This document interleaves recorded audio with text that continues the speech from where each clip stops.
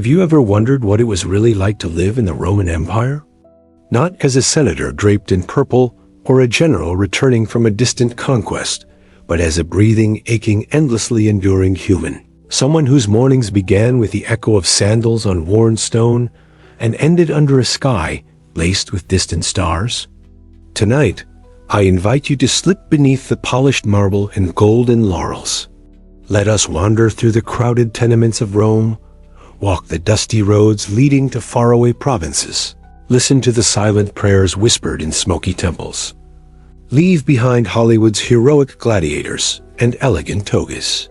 We will instead listen to the heartbeat of a world that pulsed with ambition, hunger, devotion, and an unrelenting will to survive. Welcome, friends. Please make yourself comfortable. Dim the lights. Perhaps prepare a warm drink or simply lean back and close your eyes. In this space, we aren't racing to conquer or to rule. We are here to feel, to imagine, to step softly into a world that shaped so many pieces of the one we know today. Picture the sunrise over the Tiber River. Mist rises like a veil, and boats creak against their moorings. A merchant wipes sleep from his eyes as he arranges amphorae of olive oil and salted fish. A young girl, her hair tied hastily, balances a basket of laundry on her hip, stepping carefully between puddles and discarded olive pits. The city is a great mosaic of noise and breath, a tapestry woven from the clang of metalworkers, the smell of baking bread, the shouts of fishmongers praising their morning catch. Above all of it rises the voice of Rome's eternal promise, power and possibility, but also fragility. While you may know the triumphal arches and marble columns, few speak of the ceaseless ache of cramped insulae, where families shared one room with their goats, and daily survival felt like treading water in a sea of debt and disease. Imagine the crowded alleyways where slaves delivered water in heavy buckets, careful not to spill a single drop lest they faced their master's wrath. Or the narrow staircases where a mother might pause halfway, catching her breath before resuming the endless rhythm of daily chores. Roman life was a concert of small discomforts and quiet joys. It wasn't merely battles and senators. It was the creak of a wooden cart loaded with bricks, the flicker of an oil lamp illuminating a child's fragile drawing on a clay shard, the gentle gossip exchanged over bowls of lentil stew. For most, existence was a careful dance with scarcity. Food was rationed. Grain dole queues stretched like hungry shadows.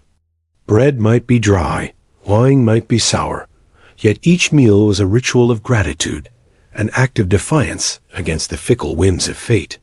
Bathhouses, that symbol of Roman sophistication, were not only places of cleansing, but also of negotiation, flirtation, and judgment. Imagine stepping into a steaming room crowded with strangers.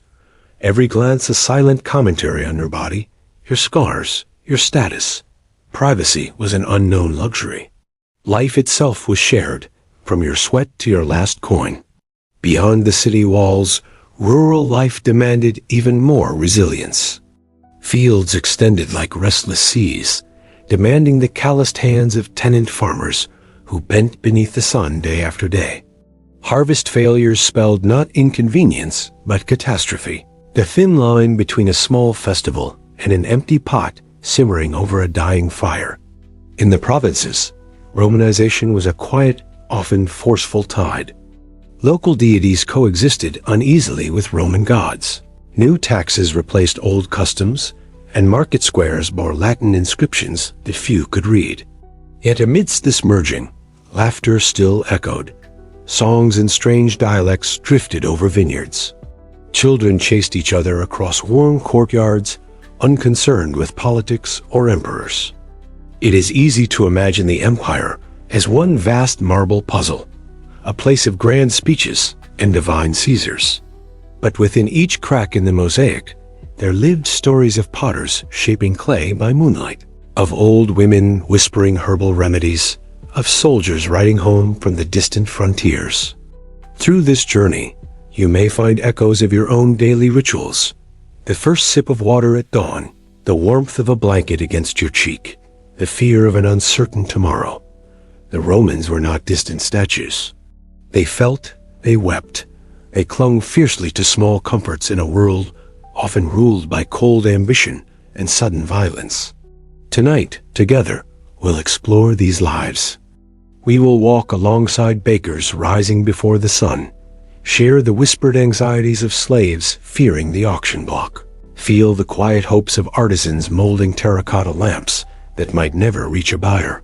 We'll enter hidden corners, not to judge or glorify, but simply to witness. Let each moment unfold softly. Breathe in the scent of smoky braziers, hear the distant clatter of horse hooves on basalt roads, sense the hush before an amphitheater crowd erupts. Feel the heartbeat of an empire through the fragile pulse of its people. So, settle into your seat. Allow the centuries to drift past like drifting candle smoke. In the gentle embrace of this story, there is no rush, no final conquest. Only the shared humanity that connects us across time and dust. Are you ready? Then let us begin. Imagine stepping into the Forum Romanum at dawn, long before the sun turns the marble columns to liquid gold. The ground is cool underfoot, scattered with the remnants of last night's arguments, olive pits, bits of bread crust, and forgotten tokens from dice games played by torchlight. You pause to breathe in the hush, this brief, almost sacred silence before the city exhales its collective breath and roars to life. The first sounds are not triumphant trumpets or marching legions. They are softer, almost hesitant, the soft scrape of brooms sweeping temple steps, the quiet grunts of bakers shaping dough into coarse loaves for the day's first meals. Smoke unfurls lazily from clay ovens, drifting toward the sky like whispered confessions. Within minutes, the hush breaks. The city is no longer sleeping. It thrums, pulses, demands. Merchants roll open their stalls in the Macellum, arranging olives, salted fish, lentils, and the ever-elusive garum, that pungent fish sauce which Romans loved more than wine. The perfume is sharp, metallic, almost defiant. Here you are not a spectator. You are woven into the tapestry of this urban heartbeat. Perhaps you are a potter carrying your wares to the market, the clay dust clinging to your nails, your shoulders bowed from the weight of amphorae. Or a mother negotiating the price of millet while balancing a restless toddler on her hip. Above you, the insulae, those towering apartment blocks, lean precariously over the narrow streets, their wooden balconies heavy with laundry. Inside, entire families and lodgers cram into single rooms, the air thick with the mingled scents of cooking oil, smoke, unwashed bodies, and yesterday's sorrows. In these cramped homes, life is a choreography of constant motion. Mothers stirring pots over small braziers while scolding children. Fathers mending sandals by dim lamplight. Young lovers exchanging shy glances through gaps in wooden screens. Privacy is a foreign luxury. Every sigh, every argument, every cough is shared with the neighbors above, below, and next door. Imagine waking to the clatter of buckets as water sellers march past, calling out their prices, the sound echoing between the stone walls. You stumble to your feet, bones aching from another night, on a straw mattress that smells faintly of mold and dreams half forgotten. The sun is already a pale ghost above the rooftops, and there's no time to savor the warmth creeping into your bones. Outside, the streets transform into rivers of humanity. Beggars extend trembling hands, their palms as familiar to passers-by as the columns of the Basilica Julia. Children run barefoot, darting between donkeys laden with bricks or barrels of wine from Hispania. Their laughter is a fleeting melody that dissolves in the din of merchants haggling over wool or bronze figurines. As you make your way through the labyrinth, you pass by the bathhouses, enormous public sanctuaries of warmth and gossip. Early risers crowd the entrance, eager to escape the morning chill and the judgmental eyes of the city. Inside, steam rolls over marble floors, mixing with murmured rumors. Which senator lost favor with the emperor? Who bought that slave with eyes like summer storms? In the tepidarum, you hear snippets of whispered alliances and hushed betrayals, stories traded as easily as figs in the market. Every word is a seed, sprouting rumors that climb the city's walls faster than ivy. The bath is not merely a place of cleansing, but a microcosm of Roman social life, a stage upon which every actor rehearses and performs in endless cycles. Beyond the city center, the Subura district sprawls like a restless animal. Here, life is even sharper, closer to the bone. Taverns hum with half-drunk laments and rowdy games of dice. Lamps flicker weakly above doorways, marked with symbols few can read, but all understand. Signs of brothels, gambling dens, fortune-tellers promising secrets in exchange for a few sesterces. In these shadowed streets, every moment is a negotiation between survival and desire. A young courtesan applies kohl to her eyes in the dim glow of a clay lamp, practicing her half-smile in a shard of broken bronze mirror. A thief melts into the crowd, fingers itching toward a merchant's purse. A soldier on leave stands at the bar, his mind flickering between the past week's battles and tonight's fleeting warmth. Yet even in these rougher quarters, life is threaded with quiet resilience. You might catch a glimpse of an old woman sitting at her doorway, weaving baskets from reeds gathered at the riverbank, her hands moving as though guided by a music only she can hear. Or see a father pressing a small wooden toy into his child's hands, a lion carved with awkward affection.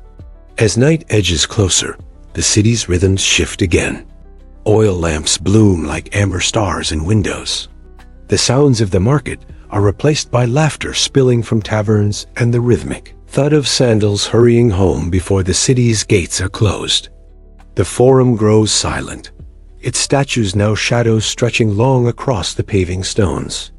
In the cramped apartments above, families share thin broth and coarse bread.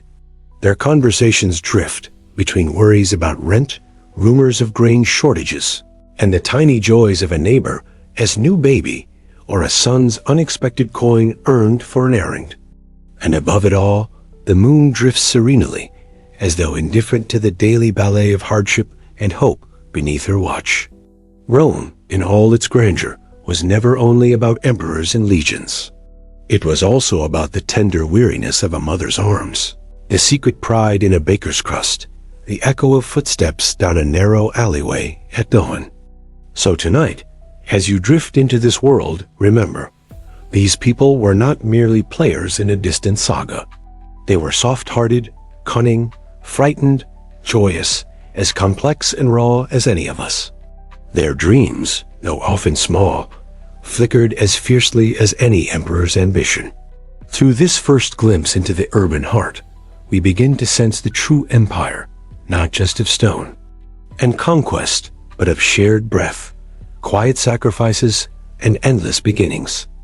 As we leave the bustling heartbeat of Rome's crowded alleys, let us turn our gaze toward those whose lives often slipped beneath the marble surface, the countless servants and slaves who oiled the machinery of daily existence.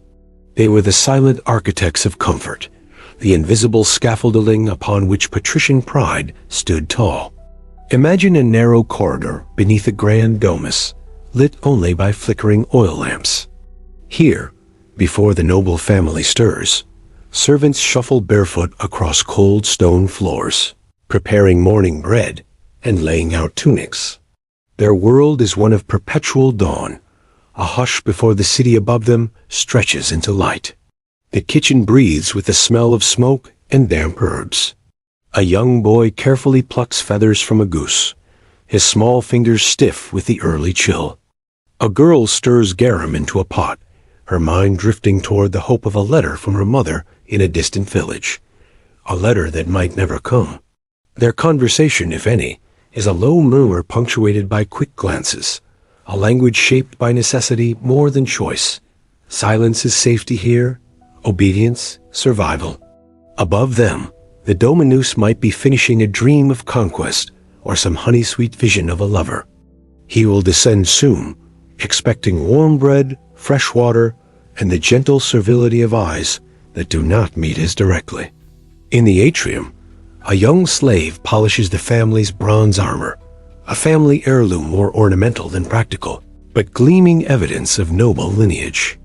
As he works, he watches his reflection warp in the curved metal, seeing a version of himself that does not belong to him. Beyond the private homes, in the city's palaces and official buildings, an entire caste of enslaved scribes, tutors, and stewards shape the rhythms of elite life. One might copy documents late into the night by lamplight, each letter an echo of someone else's power. Another might teach the young master to recite Virgil, each line delivered in a voice that carries no hint of personal hope. Some slaves become indispensable, trusted advisors even, yet always on the knife's edge of favor. A single rumor, a single misstep, and they might be sold to a faraway estate or condemned to labor in the mines.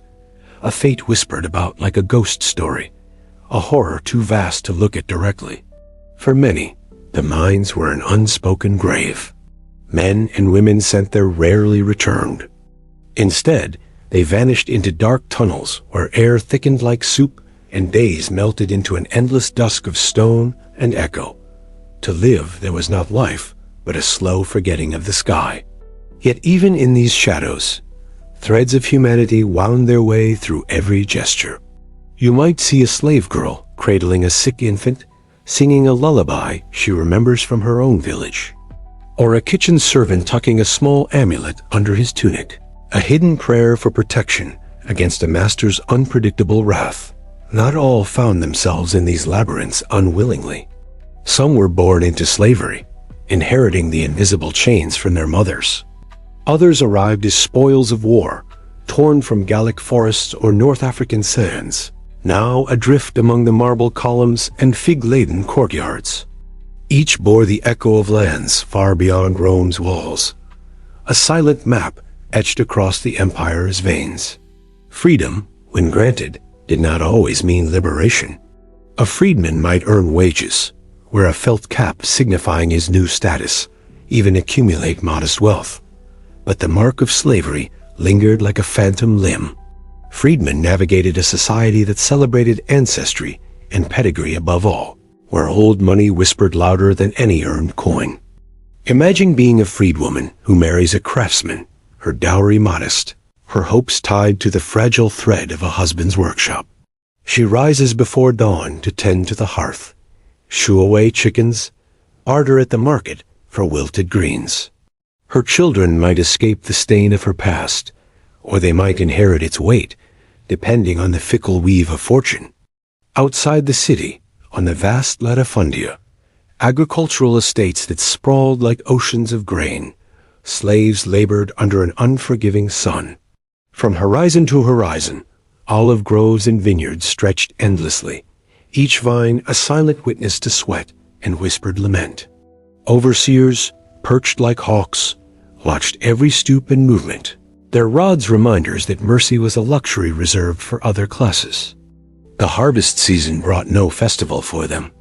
It meant days that began before sunrise and ended well after the moon's ascent. The wine presses gushed purple rivers that stained hands and feet, a bitter harvest celebrated only by those who drank its final, fermented sweetness in golden cups miles away. Among these workers, tiny rebellions simmered.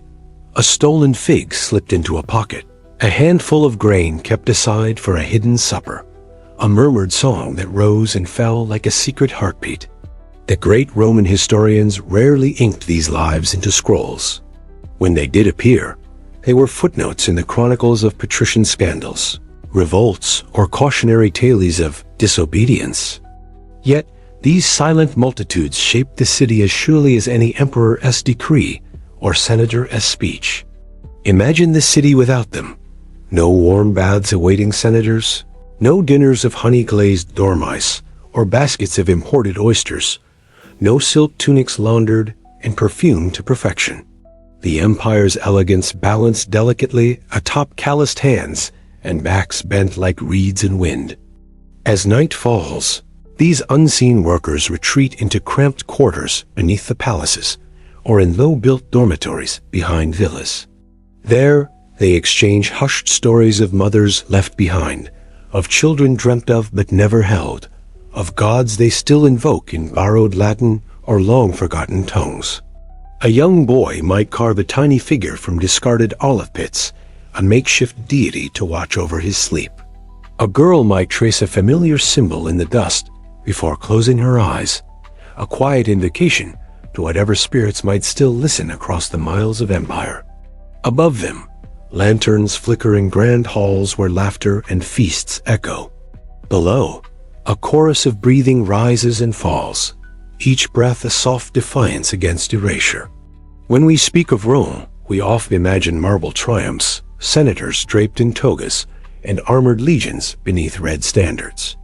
But beneath those illusions pulsed another Rome, a Rome of invisible labor, of faces that blurred into shadows, of voices that carried dreams more fragile than amphorae in transit. Tonight, as we imagine this world, let us honor these unseen lives. Let us hear their muted songs between the clamor of chariots and the roar of the Colosseum. Let us remember that even in silence, even in bondage, each heart carried its own empire, invisible, resilient, and enduring beyond the centuries. Let us step away from the silent corridors of the Domus and descend into the streets, where Rome truly breathes, a city alive with noise, aroma, and the chaotic rhythm of thousands of intertwined lives. As dawn unfurls its pale light over tiled rooftops, the city's arteries pulse with vendors, beggars, artisans, and stray dogs weaving their own daily patterns. Imagine the air dense with the smell of frying fish, fresh-baked flatbreads, olive oil dribbling onto worn stone counters. A citrus seller calls out in a voice sharpened by years of competing cries. Nearby, a butcher's apprentice splashes water across the dusty stones to settle the morning grime, the thin stream briefly reflecting the sky before disappearing beneath feet. The Forum, that grand heart of Roman life, hums not just with senatorial debates, but with hawkers pushing garlands of laurel scribes, offering to write love letters for a few coins, and philosophers gesturing wildly to small circles of curious listeners. Each corner promises a new intrigue, a potter arguing over a cracked amphora, a fishmonger haggling fiercely with a noblewoman's steward, a runaway goat clattering through the crowd, pursued by curses and laughter.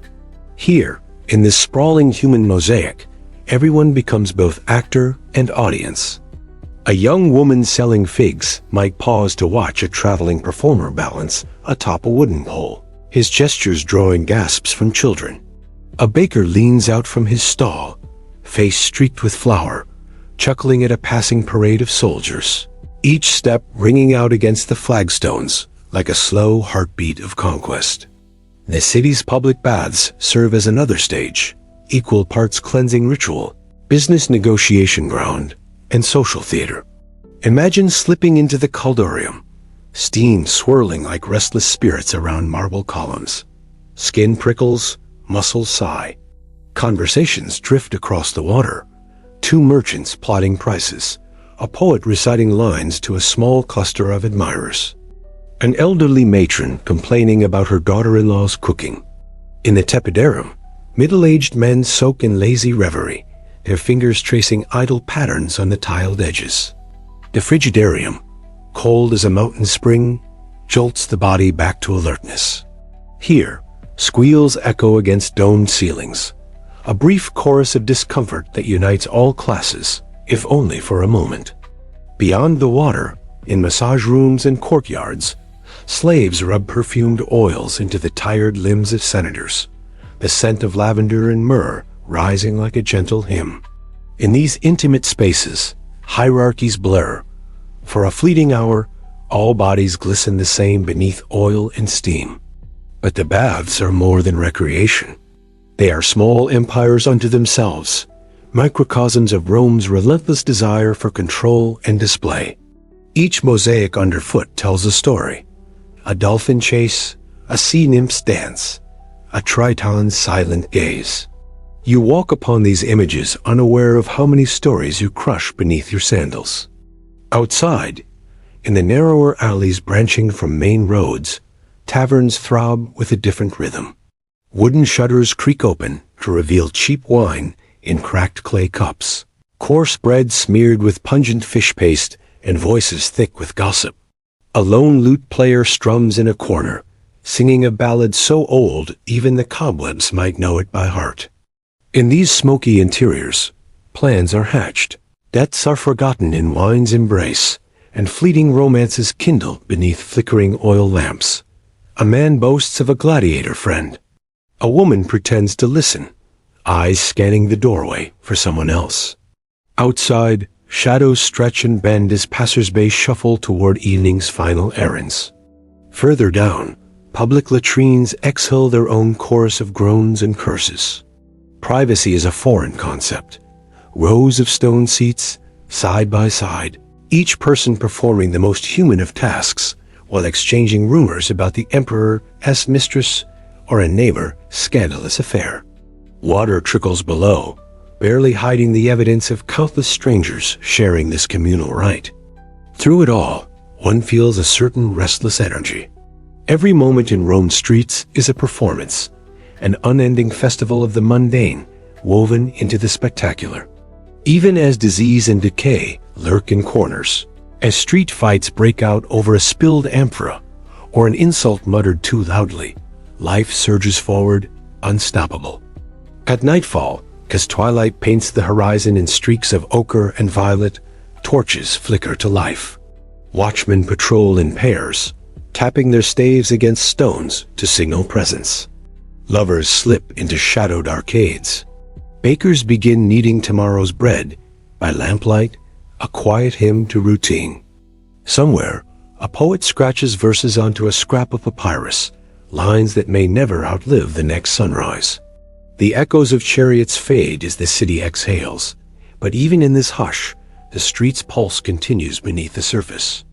A cat prowls near discarded olive pits. A child curls beneath a vendor's counter, dreaming of figs too ripe to sell. The stone walls, warmed by the day's sun, now cool slowly, mirroring the city's reluctant descent into sleep. Rome's streets are a tapestry woven from thousands of small, unseen threads, each a brief story of longing, of trade, of survival. When we imagine Rome as a city of emperors and marble columns, we forget the heartbeat in its gutters, the quiet dramas in its taverns, the whispered bargains in its baths. Tonight, as we rest our thoughts here, let us listen closely to this collective whisper.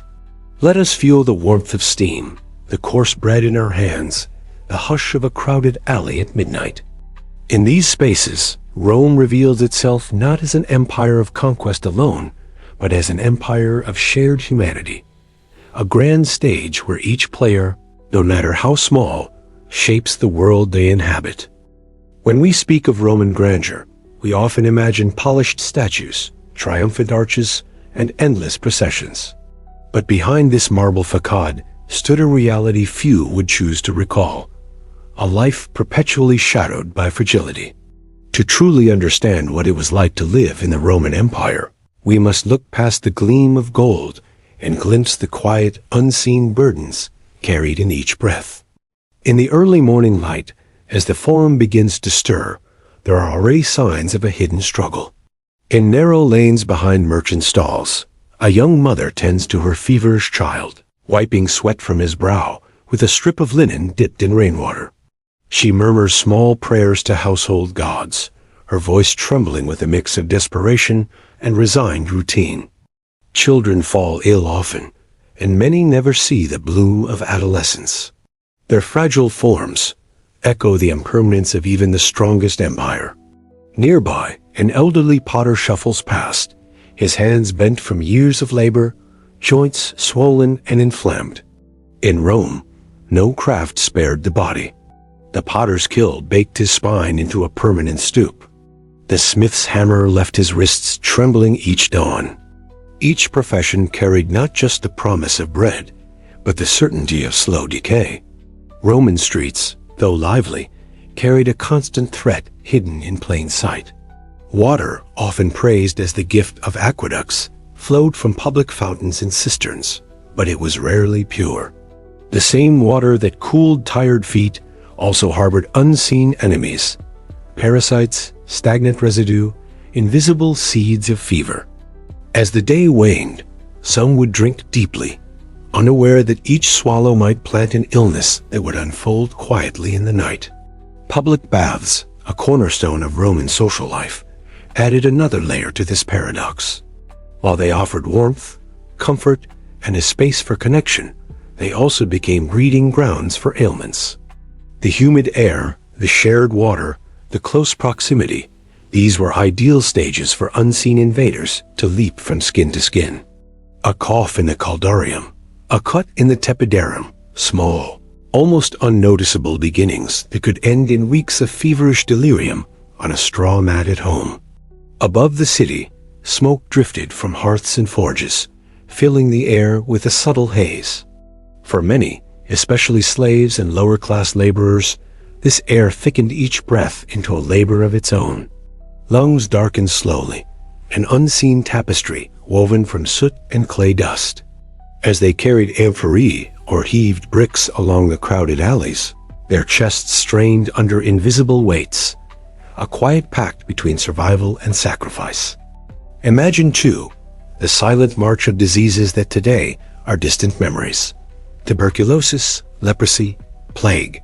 In Rome, these specters moved silently among crowds, leaving trails of empty stools in taverns, vacant spaces at dinner tables. Without antibiotics, even a small cut might spiral into a death sentence, a slow unraveling witnessed by family. And neighbors who could offer little more than herbal poultices and whispered chants to protective spirits. Beyond physical ailments, the mind itself carried its own scars. A farmer might spend nights tormented by visions of failed harvests, his dreams salted with the echo of empty granaries. A soldier returned from distant campaigns, haunted by memories of battle cries and comrades swallowed by the earth. These wounds, though invisible, often shaped lives as surely as any sword or spear. In the atriums of wealthier homes, echoes of vulnerability also lingered. Noble women, their skin pale beneath layers of cosmetics, lived in a different but equally fragile prison. Childbirth, even in the most adorned chambers, was perilous. Each labor was a silent negotiation with fate. Each newborn cry, a fragile candle flickering against a backdrop of uncertainty. Herbs and potions promised remedies, a blend of honey, vinegar, or powdered minerals mixed by a household slave trained in rudimentary healing arts. Physicians, though respected, often carried more guesswork than science, guided by ancient texts and the ever-mystical balance of bodily humors. A fever might be treated with fasting, a stomach ailment with leeches or induced vomiting. Each treatment, a gamble between recovery and decline. Meanwhile, religious rites offered another thread of comfort. In small shrines hidden behind fig trees or nestled beside busy streets, clay figurines and wax limbs were left as votive offerings, silent petitions to gods and goddesses of health. The goddess Silas, embodying health and safety, received countless whispered pleas. Every flickering oil lamp was a testimony to unseen battles waged beneath the skin. Yet, amidst this fragility, there was a rhythm of perseverance. Life, like a stubborn olive tree twisting from a rocky slope, found ways to persist. Children played games with pebbles along the steps of temples. Old friends shared watered wine as dusk softened the edges of the city. Even in sickness, laughter found small crevices to bloom, like wildflowers in a ruin's crack. As twilight settled over Rome, casting long shadows across statues and colonnades, a hush would descend, but it was never true silence. Somewhere, a woman soothed a restless child. Elsewhere, a man's cough echoed against terracotta walls. And always, the city hummed beneath it all, a soft current of hope braided with resignation. Each Roman carried, whether they admitted it or not, an intimate understanding of mortality. Their world, resplendent in grandeur, was also stitched together by quiet acts of endurance. A mother placing cool cloth on a forehead, a potter shaping clay despite the tremor in his fingers, a soldier's silent prayer before sleep. To live in Rome was not merely to walk beneath marble arches or feast in candlelit triclinia. It was to wake each morning aware of the thin veil between breath and final silence, and to continue stubbornly beautifully, with a resilience that hummed like a low chant beneath every festival, every market, every lullaby sung beneath the stars. As we leave this chapter, imagine yourself sitting at the edge of a crowded forum at dusk, a small clay lamp flickering at your side. In the air, the scent of olive oil and smoke. In your hands, a rough loaf of barley bread. Around you, hundreds of silent stories flicker and fade. You listen to the heartbeat of an empire, not as a conqueror, but as a fragile soul moving one day closer to the unknown. Imagine for a moment that you are not a farmer, nor a potter, but someone born into the subtle game of influence, a small thread woven into the grand tapestry of Roman politics. In this world, survival is no longer about the harvest or the forge.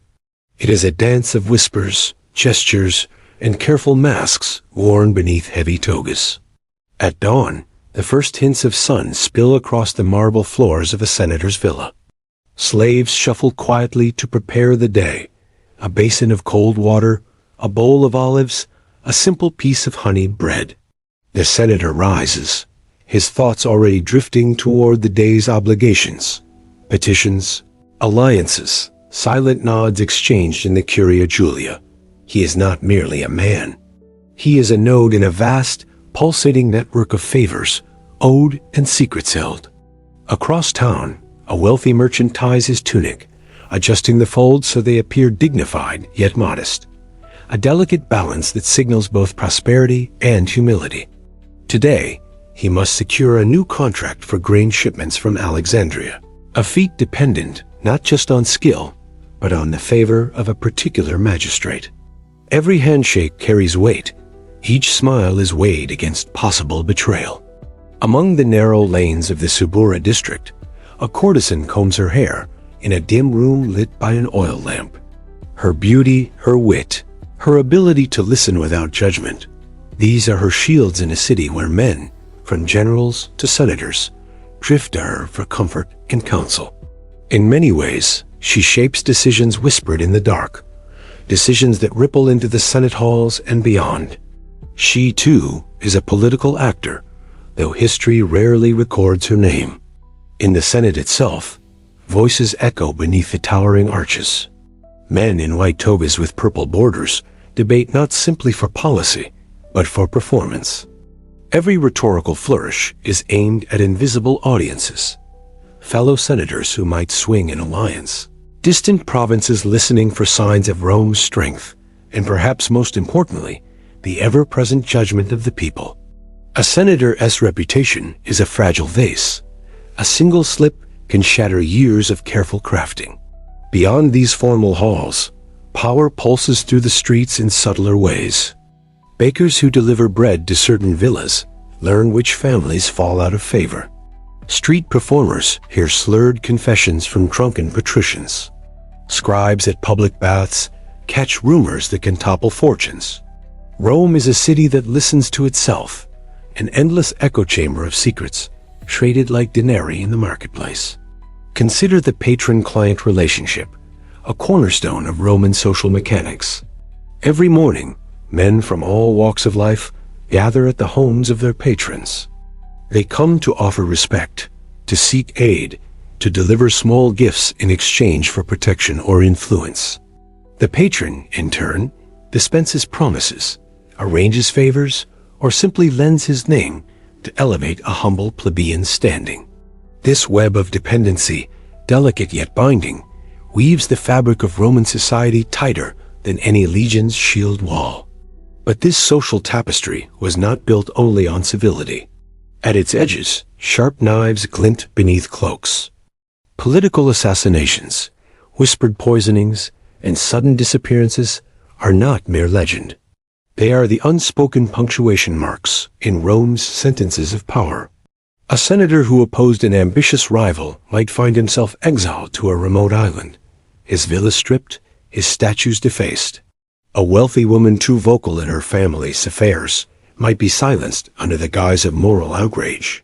Yet even as danger simmered, daily life persisted with a rhythmic steadiness. Wealthy families hosted lavish banquets, reclining on couches, feasting on dormice dipped in honey and fish sauce, delicacies whose richness masked the bitterness of constant surveillance. Behind every toast to Jupiter, there lingered a glance over the shoulder, a mental tally of who might turn friend into adversary before the final amphora of wine was emptied. Outside, in the forum, citizens gathered to hear proclamations or watch trials. Here, law was a performance as much as a principle. Lawyers trained to deliver speeches that twisted facts into compelling narratives. Verdicts, often determined as much by political influence as evidence, shaped not only fates, but public perception.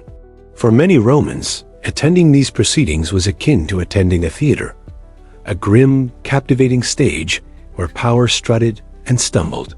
Gladiatorial games, another cornerstone of Roman spectacle, mirrored this dance of dominance. While the arena showcased brute force, it also served as a carefully orchestrated display of imperial generosity and control. Emperors and politicians financed games to curry favor, to distract the masses, to reinforce the narrative of Roman invincibility. In those roaring crowds, a senator might sit beside a freedman, momentarily united in the visceral excitement of combat, yet divided by invisible walls of hierarchy the moment the final blow fell. And what of the emperors? Seated atop this shifting pyramid, an emperor's power appeared absolute, but was often more fragile than a farmer's plow. Conspiracies brewed in corridors. Alliances shifted like sand dunes under desert winds. The Praetorian Guard, sworn to protect, could just as easily become executioners if the price or promise was right. Each emperor's reign was a precarious balancing act between appeasing the Senate, maintaining military loyalty, and managing the volatile emotions of the Roman mob. Imagine Augustus, carefully crafting a public image of modesty and stability while orchestrating an empire-wide transformation. Or Caligula, whose excesses and paranoia spiraled into an orgy of terror that even the boldest poets hesitated to immortalize. Or Nero, an artist emperor whose performances on stage blurred the line between ruler and spectacle, until the line snapped under the weight of discontent. In villas overlooking the Tiber, mosaics glimmer under the shifting afternoon light. Slaves move quietly, carrying jugs of water and trays of dates, listening for the smallest hints at dissatisfaction that might bloom into danger. Freedmen, former slaves now maneuvering through the social labyrinth, whisper over low tables, plotting paths to elevate their family's standing for generations to come. Rome was a city where everyone, from the lowest street vendor to the most regal matron, played a role in a silent opera of power. Each nod, each gift, each subtle compliment was a note in a symphony of survival. Behind every act of public charity, there might be a debt to settle. Behind every scandalous rumor, a hidden dagger drawn in the dark. And yet, in this web of duplicity, there was a strange kind of unity. The city pulsed with the shared knowledge that life was a game of masks, an unspoken agreement that to be Roman was to navigate this labyrinth with poise, even when one's heart trembled. As dusk settled over Rome, oil lamps flickered to life along colonnaded porticos. The city exhaled softly, as though pausing between conspiracies. Somewhere, a senator rehearsed a speech for tomorrow's session. A merchant offered a final silent prayer to Mercury for luck in tomorrow's negotiations. A courtesan gazed into her polished bronze mirror, practicing the look that would secure another secret tonight. To live in Rome was to be both spectator and actor in a never-ending drama. Power was not a destination, but a journey along an endless, winding road, its milestones marked by whispered agreements and the fleeting warmth of a shared glance at a banquet. Beneath the marble, beyond the togas, Rome's true empire was woven in the quiet tension of human ambition, a tension that hummed softly, even as the stars emerged above the 7 hills.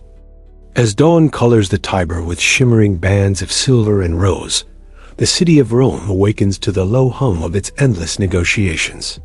While farmers beyond the walls stretch their backs and prepare for another day among olive groves and grapevines, within the capital, a different kind of harvest begins, the careful reaping of influence. Imagine the Forum as a living organism, its columns rising like ribs, its marble floors warm under countless sandaled feet. Here, merchants hawk wares with exaggerated gestures, philosophers debate in tight circles of students, and orators rehearse arguments in corners where no official ear might overhear. Each conversation, each nod, is a tiny stone dropped into the rippling pool of Roman politics. High above the chaos, a young noblewoman leans against a balcony railing, draped in a flowing stola dyed deep purple, a color restricted to the elite. She surveys the city as though it were her private garden. In reality, her power is delicate, held in place by her father's alliances and her family's wealth. Her day is filled with visits to family shrines, discreet audiences with favored poets, and silent observations of her husband's political maneuverings. Though she might never enter the Senate, her influence seeps through dinner parties and whispered advice, shaping decisions that will echo into the provinces. Meanwhile, a senator rehearses his daily procession. He emerges from his atrium, flanked by freedmen and clients. This ritual march through the city is both performance and declaration, a reminder of his status, a visible proof of loyalty exchanged for protection. Citizens bow, children stare in awe, and vendors shout blessings mixed with quiet requests for favor. Each footstep is a carefully orchestrated note in the city's symphony of power. Further along the winding streets, a group of young equestrians, sons of wealthy provincial families, gather at a bathhouse. Their laughter echoes off the marble walls, but beneath the jokes is a tense undercurrent, each youth measuring his companions, each glance a silent calculation of future alliances and potential betrayals. Their fathers expect them to marry well, to cultivate friendships with senators, to secure the family's future generations through careful marriages and even more careful business arrangements. In the shadows, scribes move quietly, recording debts, agreements, and the day's market prices. They are invisible to most, yet they carry the keys to many fates. A misplaced decimal, a forgotten contract clause, a whispered rumor scrawled in a margin. All can topple fortunes or elevate a minor figure to unexpected prominence. Their ink is not merely pigment, but the lifeblood of Rome's social machinery. Consider, too, the role of the urban plebs, free citizens, not wealthy, not enslaved, but powerful in their collective presence. Gathered in teeming masses at the Circus Maximus, they cheer charioteers and gamblers, momentarily unified in a breathless roar. These crowds, though often dismissed by the elite as fickle, hold enormous power. A poorly timed grain shortage, an unpopular tax, or the mere rumor of imperial corruption can turn cheers into riots. Emperors distribute bread and host games not merely from generosity, but as a strategic shield against this simmering volatility. On the Palatine Hill, where marble palaces gleam like polished bones in the afternoon light, the emperor's household runs with precise efficiency. Eunuchs manage private letters, secretaries draft edicts, and guards stand at every entrance, eyes scanning for the faintest flicker of treachery. Inside, the emperor might dine with a select circle, generals, poets, senators, each guest chosen as carefully as spices in a banquet dish. Behind the laughter and the gentle strumming of a lyre, there is a silent war. Every compliment a blade, every toast a test. Imagine an emperor reclining under embroidered canopies, a slave pouring spiced wine into a golden cup, while a visiting general narrates his latest campaign in Gaul. Every word is weighed, every pause studied. The general knows that a stray boast might be interpreted as ambition. The emperor, even in apparent ease, feels the tight coil of caution wrapping around his ribs. Trust is a rare coin in this room, and betrayal waits, patient and silent, just beyond the candlelight. Beyond the palaces and the labyrinth of narrow alleys, rumors spread faster than any courier. An affair between a senator's wife and a gladiator. A governor accused of pocketing provincial taxes. A slave rumored to possess letters that could ruin a powerful matron. All whispered over cups of sour wine in Smoky. Taverns then carried into the baths onto the streets and into the ears of those who stand to gain. The baths themselves are more than places of cleanliness. They are the true heart of Roman social life. Naked bodies slip in and out of the caldarium and frigidarium, but conversations remain clothed in layers of strategy. Here, a merchant might overhear a senator's complaint, or a poet might secure a wealthy patron simply by reciting a verse at the right moment. In the steam, hierarchy blurs momentarily, but ambitions remain sharp. Among the most overlooked figures in this tapestry are the freedmen, once slaves, now citizens, many wielding astonishing wealth and influence. They walk a narrow bridge between gratitude and ambition, careful not to provoke old patrician families while steadily climbing the ladder. Their children, born free, often rise even higher, becoming living symbols of Rome's paradox, a city that both embraced and resented social mobility. Night descends, draping the city in soft shadows and revealing another layer of its intricate dance. Torches flicker along the Via Sacra as processions win toward temples. Offerings of honey cakes and garlands line the altars, the air thick with incense and murmured prayers. But even piety is entangled in politics. A public sacrifice can be a gesture of loyalty to a patron god favored by the emperor, a veiled endorsement of one faction over another. In private, families gather around hearth fires, children half asleep, as elders recount stories of ancestors who fought alongside Caesar, or who once served as minor officials in distant provinces. Every tale reinforces the idea that Rome is both a city and an inheritance, a gift and a burden carried across generations. In the moonlit gardens of the wealthiest villas, quiet meetings unfold beneath trellises heavy with grapes. Soft harp music drifts through the night, masking the hushed negotiations between ambitious men and their discreet confidants. Here, future marriages are arranged, dowries negotiated, secret pacts inked in nothing but quiet nods and clasped hands. Sometimes a guest leaves with a gift, a token necklace, a rare amphora of wine, but the true treasure is the promise unspoken, protection in a future dispute, an invitation to a lucrative trade venture, or an assurance of silence should the wrong questions arise. And what of those on the margins? The beggars who curl beneath arches, the street performers who juggle torches for stray coins, the prostitutes who offer a moment's comfort to passing soldiers. Their lives orbit the same sun of power, their stories drifting like smoke through Rome's crowded arteries. They, too, play roles in the grand game, bearing witness, spreading stories, serving as unexpected catalysts in the delicate equilibrium of influence. Even the Vestal virgins, cloaked in sacred mystery, are not untouched by politics.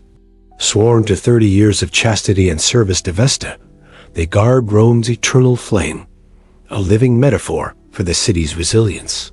Yet their selection, their elevation to almost divine status, serves as political theater, a display of piety to appease the gods, a tool to bind powerful families closer to the imperial orbit. A rumor of impurity could spell disaster, not just for a single virgin, but for entire lineages, shattering alliances woven over decades. Amid these layers of public pageantry and private maneuvering, a single thread connects all, the constant negotiation between safety and ambition. Whether you are a senator sculpting your words in the Senate, a merchant haggling over Egyptian grain, or a poet searching for a patron's favor, your survival hinges not merely on wealth or lineage, but on almost instinctual mastery of performance. By dawn, the cycle begins anew. The same sandals walk the same marble, Yet no day in Rome is ever truly the same. A new rumor flickers in the bathhouses. A senator wakes to find his alliance shattered. A freedman discovers a doorway into a more luminous social sphere. As the sun lifts above the 7 hills, Rome stirs. A living mosaic of whispered promises, measured gestures, and eyes that never truly rest. This, then, is the labyrinth of Roman power, a maze with no exit, where each twist and turn conceals both opportunity and ruin. To live within it is to play an endless game where the rules are unwritten and the stakes as high as life itself. If you walk further from the marble brightness of the Forum and climb the narrow streets up the Aventine or Celian hills, you begin to see the subtler faces of Roman power, those hidden behind shaded courtyards, echoed in the soft shuffle of parchment, and etched into the folds of expensive tunics. Inside the domus of a wealthy patrician, the atrium serves as both sanctuary and stage. Sunlight filters through the compluvium, a square opening in the roof designed to catch rainwater, but also to cast dramatic light on visitors. Beneath, the shallow impluvium glimmers faintly, reflecting a family's pride and subtle warnings of their reach. The mosaic floors tell stories, mythical beasts, heroic conquests, symbols of abundance, each tile a quiet boast. At the edge of this carefully curated theater, the patron sits, receiving his clientes each morning. These clients, ranging from impoverished relatives to ambitious minor officials, offer morning greetings and small tributes. In return, they receive a modicum of protection, a favor whispered in a magistrate's ear, an introduction to a merchant's circle, perhaps even the forgiving of a small debt. The patron-client system is an invisible spine supporting Roman society. Imagine each handshake, each polite bow, as a small link in a chain that extends through every villa, every bakery, every corner stall. Together, these gestures weave a network more enduring than any marble arch, more essential than any legion's shield. After the morning salutatio, the patron changes his tunic, exchanging the simple white for one bordered in purple, and proceeds to the Forum. He carries with him the silent weight of promises, debts owed, secrets held, favors yet to be collected. As he walks, passers-by clear a narrow path, but some glance sideways, measuring the future. For in Rome, one's fall can be as swift as a summer thunderstorm rolling in from the Apennines. Beyond these daily rituals, the real contests unfold behind closed doors, in dimly lit tablinums, and private tricliniums, where wine flows and words turn as sharp as a legionnaire's gladius. Over a platter of honey-roasted dormice or delicate fig cakes, senators and merchants negotiate grain prices from Alexandria, iron imports from Hispania, or trade rights for eastern spices. They speak in metaphors, referencing epic poems or mythic betrayals, each phrase layered with double meanings.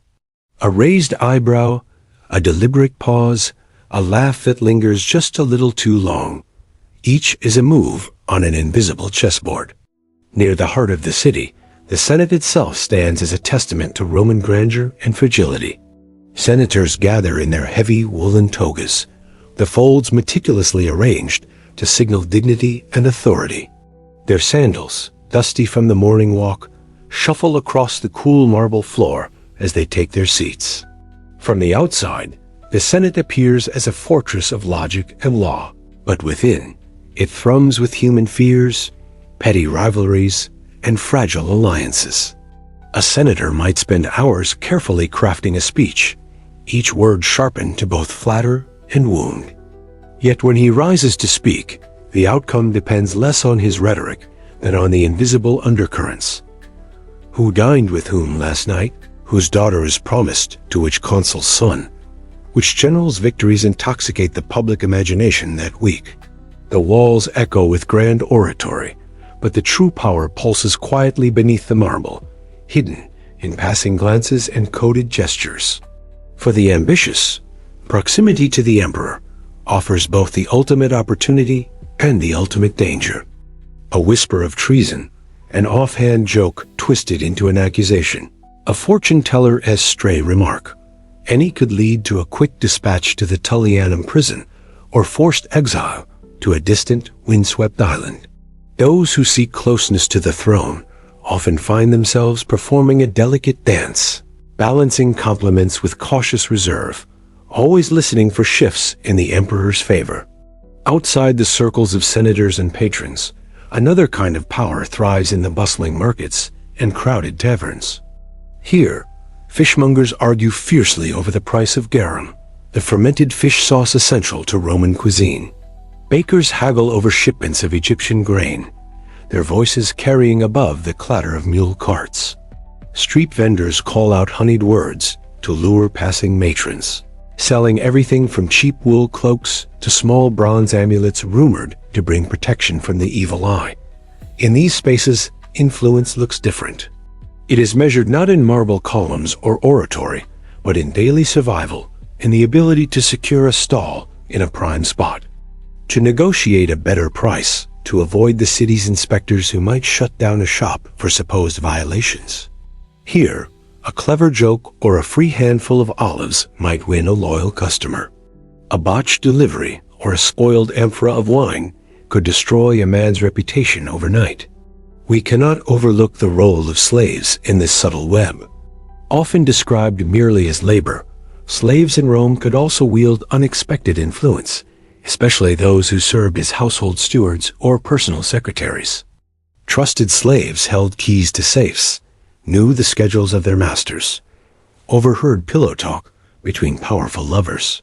They became silent archivists of a family's most intimate strategies and secrets.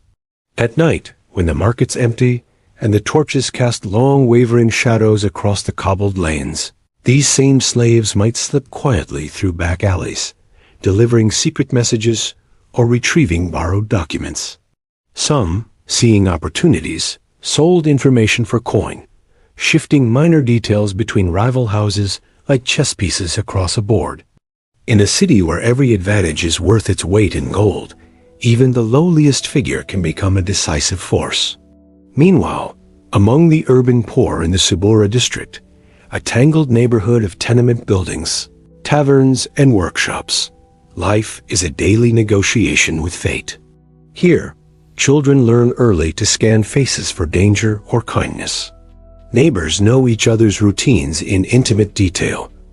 Who tends to drink too heavily, who sneaks home from brothels at dawn, who might have extra bread to share in a lean week.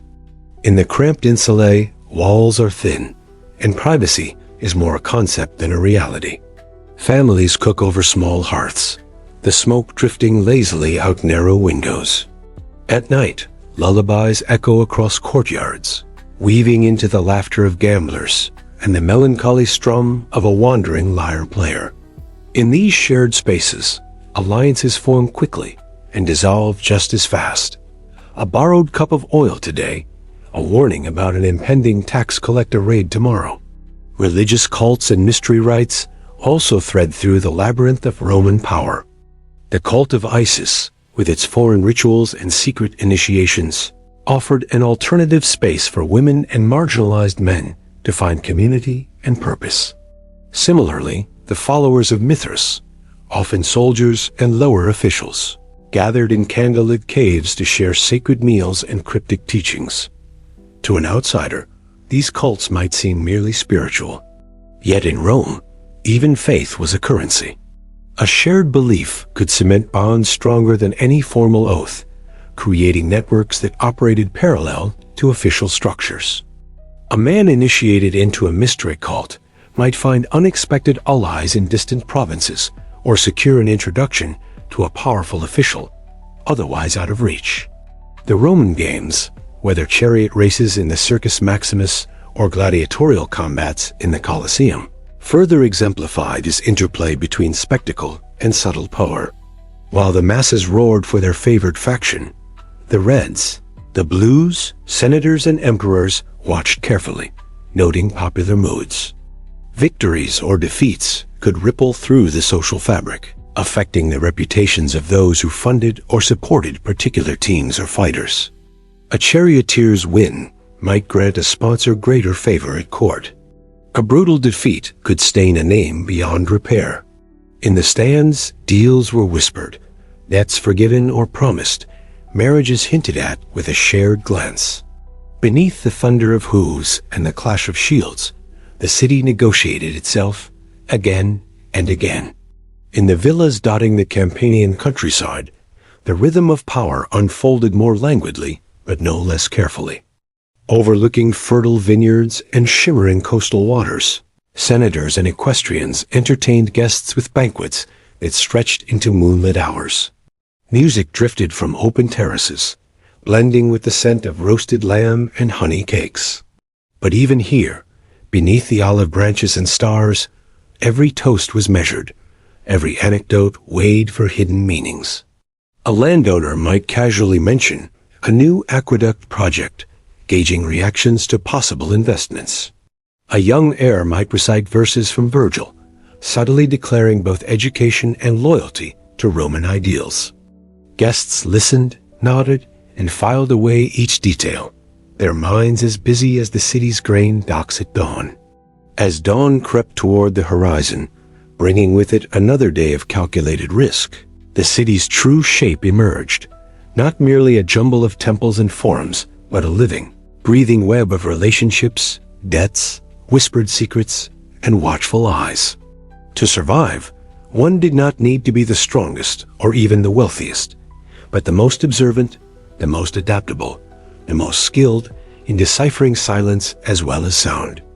The art of Roman power was not in conquering others, but in orchestrating their movements like a subtle symphony, a shifting, shimmering composition that echoed through marble halls and smoky taverns alike.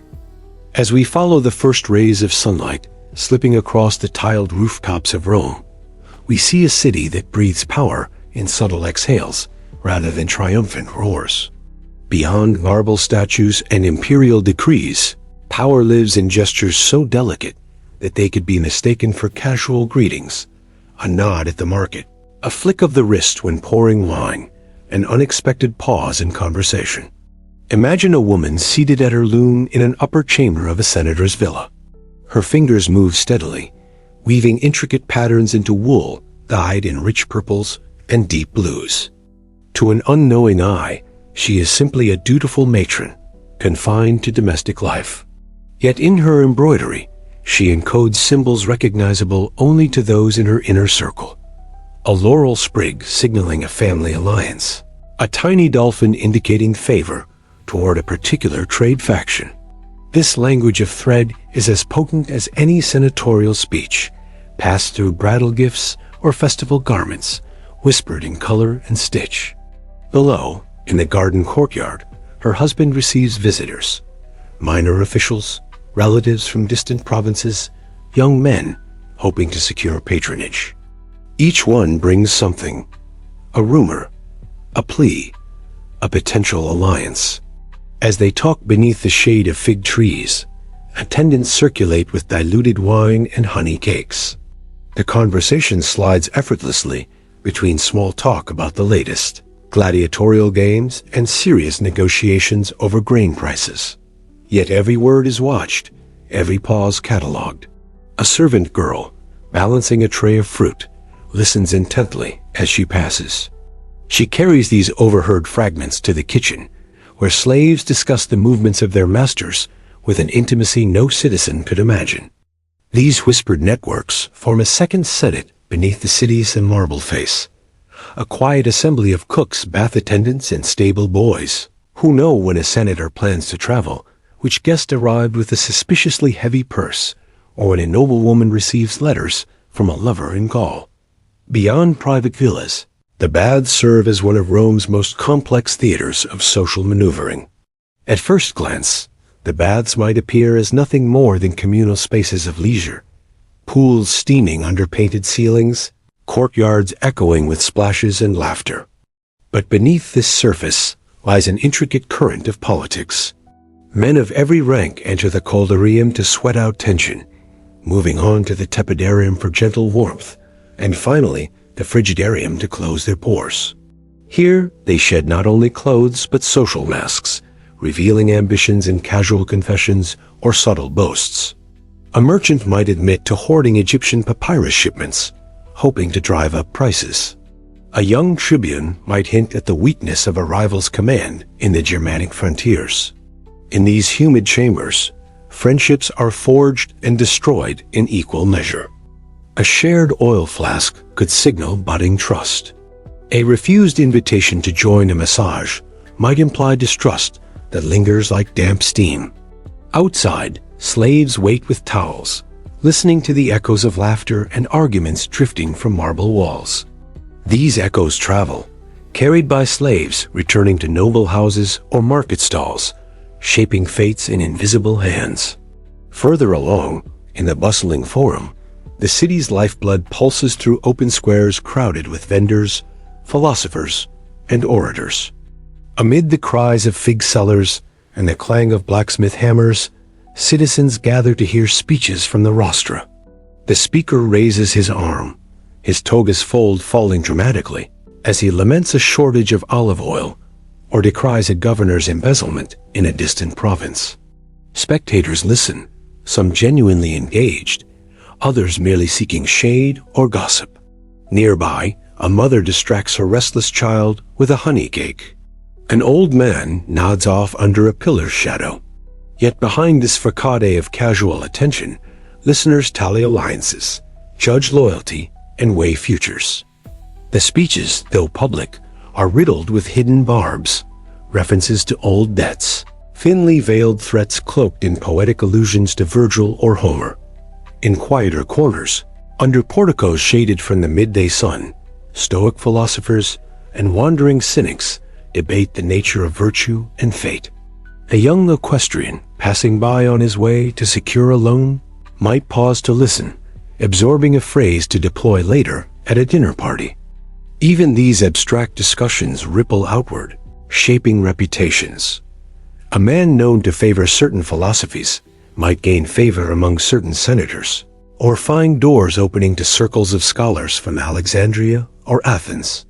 In the evening, as the sun dips behind the Palatine, dinner parties light up villas across the city. The Senna is not merely a meal. It is an arena where social standing crystallizes. Reclining on couches arranged in a U-shape, guests are served in order of importance. The first course is more than a prelude to satiation. It is a subtle measure of worth.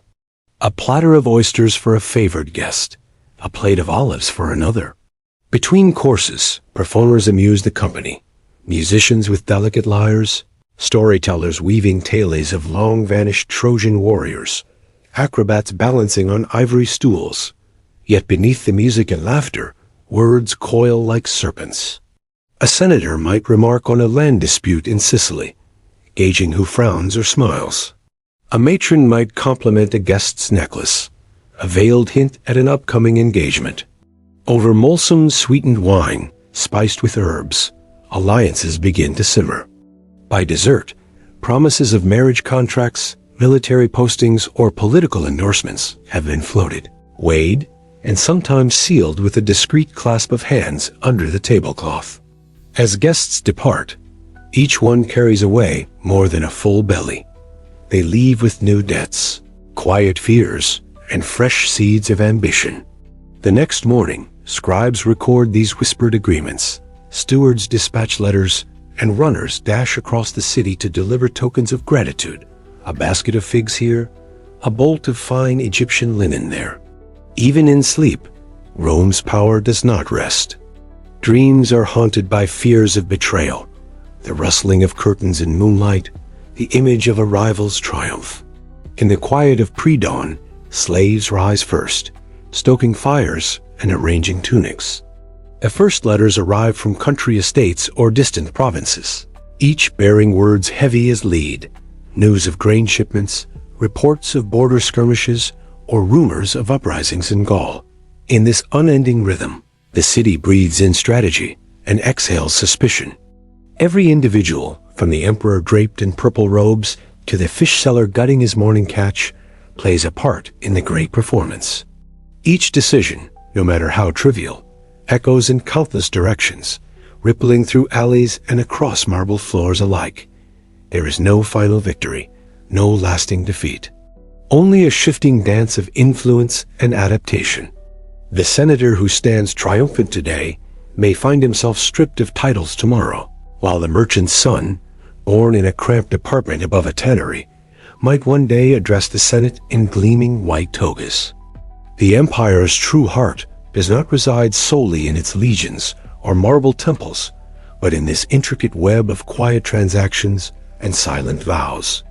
A mother's caution to her son not to trust a certain neighbor, a slave's hushed warning about a poisoned goblet, a merchant, knowing glance across a crowded forum. These are the threads that hold Rome together and paradoxically threaten to unravel it at any moment. When the moon finally climbs over the city walls, silvering the Tiber's slow current, Rome seems to sigh, a collective exhalation from thousands of restless souls. Torches flicker in the courtyards, the last revelers stagger home, and even the stray dogs curl up beneath abandoned market stalls. Yet beneath this fleeting calm, plots turn and ambitions twist like restless dreams. In the quietest hour before dawn, the city feels both eternal and precarious. Its walls may appear sturdy, its monuments immortal, but inside each citizen, each slave, each senator, a silent calculation unfolds. Who can be trusted? Where lies the next opportunity? How long can this fragile balance hold? Tomorrow, the games will resume. Chariots will thunder, orators will shout, wine will spill, and rumors will bloom like wildflowers after a spring rain. But for now, in this pause, we glimpse the true shape of Rome, not a single entity, but a shimmering mosaic of intersecting lives and layered motives. Through all of this, the pulse of power beats quietly, felt more in the shuffle of sandaled feet than the clash of swords, more in a whispered confidence than a public decree. It is as gentle and as relentless as the tide, drawing people in, breaking them apart, and reshaping them in ways they may not even see until it is too late. When you imagine life in the Roman Empire, your mind might first jump to marble columns, chariots thundering in the Circus Maximus, or emperors reclining in perfumed banquets. But beneath that glittering surface, life pulsed along streets where the cobblestones felt the constant shuffle of sandaled feet, and where each day was not a grand conquest, but a quiet campaign against hunger, sickness, and chance. Let us begin before dawn. The first hours are not gilded with poetry or luxury. They are defined by duty and discomfort. Imagine the faint whisper of a cold breeze sliding through a wooden shutter, the low murmur of pigeons gathering on rooftops. In small, cramped insulae, the multi-story apartment blocks housing the urban poor, families stir in the dark. These buildings lean dangerously close, their walls groaning under their own weight, and the shared staircases reek of stale smoke and last night's meals. In one such room, a mother rises before the city rooster cries. She slips her calloused feet onto the dirt-smeared floor, careful not to wake her children bundled under coarse wool blankets. She steps over an empty amphora, once filled with cheap wine, now used to catch leaks from a cracked ceiling. Her first task, prepare a meager breakfast from stale barley bread softened with watered-down wine, or, if fortunate, a thin porridge spiced only by the memory of past feasts. In another quarter, a freedman readies himself for the day. Once a slave, he has clawed his way into a fragile freedom through years of servitude. Now he works as a baker's assistant. By lamplight, he slips on a tunic stiff from ash and flour. Outside, the streets are already alive with muted clatter. Carts creak, water carriers grunt under wooden yokes, and stray dogs nose around discarded fish bones. For this man, the day starts in the bakery's heart, a dim, cavernous oven room where heat presses against the skin like a second tunic. His hands knead dough in rhythmic, almost meditative motions, echoing the city's silent mantra: survive, endure, repeat. With every loaf, he shapes not only bread, but the fragile illusion of stability in a city where fate can turn as sharply as a senator's speech. Meanwhile, in a modest domus belonging to a middle-class merchant family, another drama unfolds. A young daughter prepares for a day of learning, or rather, memorization. Roman girls of her standing might receive lessons at home, focusing on reading, basic arithmetic, and, most importantly, household management. Her mother oversees this with a blend of affection and quiet severity.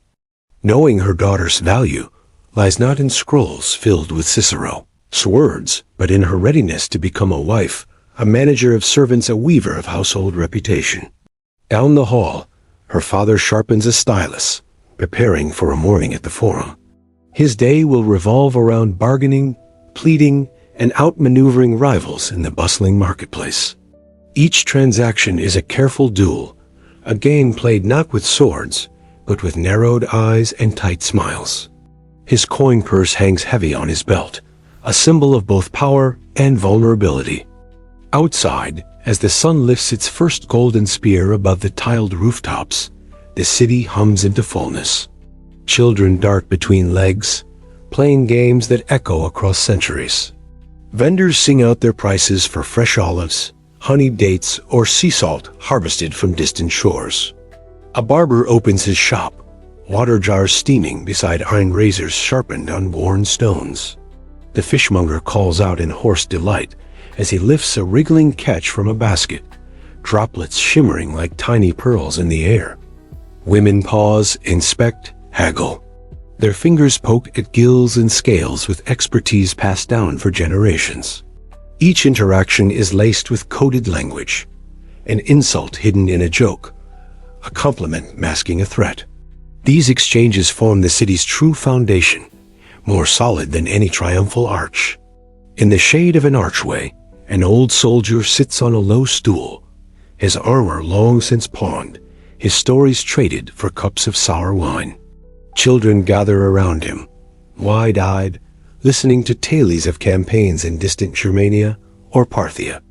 He speaks of roaring rivers and dark forests, of howling charges and moonlit marshes, but skips the parts where men vanish into the mud or where comrades fade into forgotten screams. The children listen as if to a bard's song, not fully grasping that these were not legends, but moments when life hung by a whisper. In quieter neighborhoods, a midwife hurries through winding alleys, her basket filled with linens, herbs, and small clay amulets. Her face is lined not only with age, but with the weight of secrets. Births that arrived too soon, mothers who never rose from the straw bedding, whispered paternity questions passed between clenched teeth. She is both feared and revered, a guardian of thresholds where new life and the shadow of death often meet in uneasy truce. By midday, the city swelters under a heavy sun. Shade becomes currency. Underneath colonnades, shopkeepers dab sweat from their brows, while noblemen in carriages pull aside thin curtains to shield themselves from the heat. Public fountains become gathering places, the trickle of water echoing like distant music in the bustling squares. Children splash, women rinse vegetables, elderly men soak tired feet, exchanging laments about grain shortages and rising taxes. Further afield, in the countryside beyond Rome's walls, farmers labor under equally harsh skies. Backs bent like bows, hands cracked and caked in dust, they coax fragile harvests from fickle earth. A single drought can empty granaries and fill slave markets. Yet in brief pauses, they share figs under a fig tree's scant shadow, laugh at a cow's stubbornness, or trade quiet jokes about city folk who wouldn't to know a plow from a priestess crozier. At the same time, across the empire in distant outposts, a windswept fort on the Rhine or a sun-baked garrison in Syria, Roman soldiers stand watch.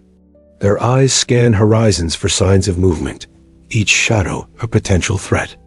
In the barracks, boots rest near shields, letters from home tucked into tunics. Each word read and reread until the ink begins to blur with sweat and homesickness. Their survival depends on vigilance, on routines drilled until they become second nature.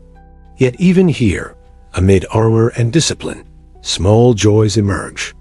Dice games by torchlight, a shared piece of cheese from a passing trader, A letter's mention of a new child or an old vineyard.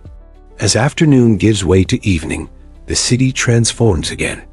The marketplace quiets, stalls dismantled, refuse swept into alley corners. Workers return home, shoulders drooping, sandals scuffed from miles, walked over ancient stones. Lamps flicker to life, casting amber halos on crumbling walls. Smoke curls upward from kitchen hearths as families gather for cena, the main meal of the day.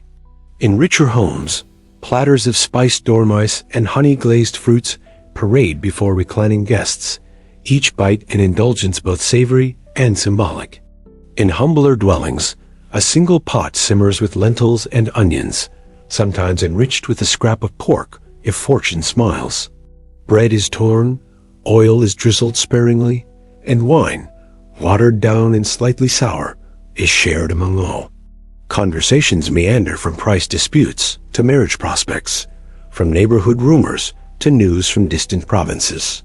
Stories unfold slowly, like scrolls being carefully unrolled, each phrase colored by exaggeration and careful omissions. Children listen, half dreaming, tracing shapes in ash on the hearthstone. As the moon climbs higher, an uneasy quiet descends. Stray cats prowl, their silhouettes sliding like ghosts between shadows. Dogs bark in distant courtyards, and from a temple steps away, a priest's chant drifts into the night air, echoing faintly like a forgotten promise. In these moments, we see the Roman Empire not as a monolith of conquests and marble forms, but as a tapestry woven from countless threads of ordinary lives. Each thread frayed by struggle, yet bound together by the universal pulse of survival. To eat, to love, to protect, to dream. At dawn, it will all begin again. The grinding of grain, the hammer's echo, the senator's cunning words, the mother's quiet prayers. A cycle so ancient and unyielding that it seems both fragile and eternal. As night deepens and the Roman city settles into a hushed rhythm, another layer of life unfolds, one that hides beneath the ordered routines and public spectacles. In the twisting alleys where moonlight barely reaches, quiet exchanges echo. A soft knock on a door, a whispered trade of bread for leftover wine, a mother rocking a restless child whose fever won't break. These small nocturnal rituals reveal the unseen backbone of Roman society, the intimate negotiations of survival that slip past historian scrolls. Imagine standing in a dimly lit tenement courtyard. The walls rise high and close, trapping the faint warmth of daytime like a reluctant embrace. You can hear an old man coughing in the shadows, the rasp of his breath punctuated by muttered curses against the gods who seem to have forgotten him. Next door, a woman hums a lullaby, her voice low and tender, wrapping around the air like a thin blanket against the creeping cold. On an upper floor, a young apprentice mends his master's tools by lamplight. He pauses to run a rag across his forehead, leaving a smudge of soot. He dreams of one day opening his own workshop, a small smithy with an anvil, maybe even a sign bearing his own name. Yet each night, as he scrapes grime from bronze fittings and files the edges of old blades, he measures progress not in grand ambitions, but in the simple arithmetic of survival. Today I finished 3 tools, tomorrow perhaps 4. Meanwhile, in a wealthier domus, the family's slaves shuffle through their tasks with silent efficiency. A girl no older than 14 scrubs amphorae in the back corridor, her small hands raw from the lime and ash. The household steward checks inventory in the pantry, counting salted fish and jars of garum, the pungent fermented fish sauce beloved by Roman palates. In these spaces, voices are hushed, glances are fleeting, and each moment is a delicate balancing act between obedience and self-preservation. Beyond domestic walls, the streets teem with nighttime wanderers. Some carry oil lamps in clay holders, shadows playing across their tunics and cloaks. These might be watchmen on patrol, traders returning late from distant villas, or fortune seekers hoping to catch a final coin before dawn. Among them, Pickpockets move like fish in dark water, slipping past guards and drunks alike. Their fingers dance along belts and pouches, their eyes always scanning for the telltale bulge of a careless purse. In public baths, if they remain open late into the night, echoes of laughter and murmured conversations rise from steamy chambers. Here, men and women soak away the grime of the day. Steam curls around marble columns and mosaics depicting gods and nymphs. For some, these baths are a social theater, a place to exchange gossip and broker favors. For others, they are a rare moment of warmth and comfort, however fleeting. A baker might visit after finishing his shifts, leaning back into the hot water and closing his eyes against the constant ache in his shoulders. Next to him, a minor bureaucrat grumbles about corrupt officials and bribes, words punctuated by the rhythmic slosh of water. Somewhere across the pool, two young women share quiet laughter, glancing occasionally at a soldier drying his hair with a rough cloth. In these spaces, class distinctions soften under steam and lamplight, though never fully dissolve. Further south, in a small village along the Via Appia, a different scene unfolds. By the faint glow of a hearth, a farmer repairs a broken cartwheel. The day's harvest lies nearby. Baskets of olives, figs drying on woven mats, a few handfuls of chickpeas for tomorrow's porridge. His wife sits beside him, mending a tunic that has endured too many summers and too many winters. They exchange few words, their silence as familiar as the crackling wood. Their children sleep nearby, curled like kittens on straw mats. The air carries the scent of rosemary and smoke, and outside, crickets chirp into the darkness. For these rural families, the empire's politics and marble arches are distant, almost mythical. Their universe is bounded by olive groves and goat paths, by the slow churn of seasons and the constant hum of the earth underfoot. Back in the city, temples never truly sleep. Flickering torches illuminate carved pediments and marble columns. Priests in simple linen robes move through echoing halls, tending altars heavy with offerings. Pomegranates, olive oil, small bronze figurines. Supplicants shuffle forward, some seeking blessings for a sick child, others pleading for safe passage on a sea journey, or for the return of a lost lover. In a small temple dedicated to Fortuna, a young merchant kneels alone. His hands tremble as he presses a silver coin into a basin of water, watching it sink like a star swallowed by a midnight lake. His whispered prayer drifts upward, lost among countless others, each as fragile as a morning mist. Behind him, an older woman offers thanks for her grandson's recovery, her gratitude thick with relief and exhaustion. These nightly rituals, half-hidden and often unrecorded, stitch the empire together as surely as legions or aqueducts.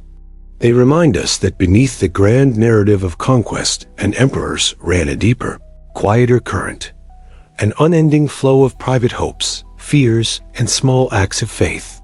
In other quarters, more disreputable yet no less human scenes unfold. Brothels glow with oil lamps and hushed laughter, their walls painted with lewd murals and erotic myths. Here, the night's economy pulses in flesh and whispered secrets. Men enter with heavy purses and leave lighter in more ways than one. For the women and men who work there, each customer is both a threat and a transaction. Between encounters, they share meager meals, adjust hairpins, or whisper jokes about the senators who claim piety in daylight, yet grovel in moonlit rooms. Their survival hinges not on steel or shields, but on wit, resilience, and an endless ability to read the mood of a stranger in a single heartbeat. Above all, each thread of this nocturnal tapestry, from the mother's lullaby to the soldier's dice game, from the temple prayer to the brothel's banter, speaks to a universal yearning.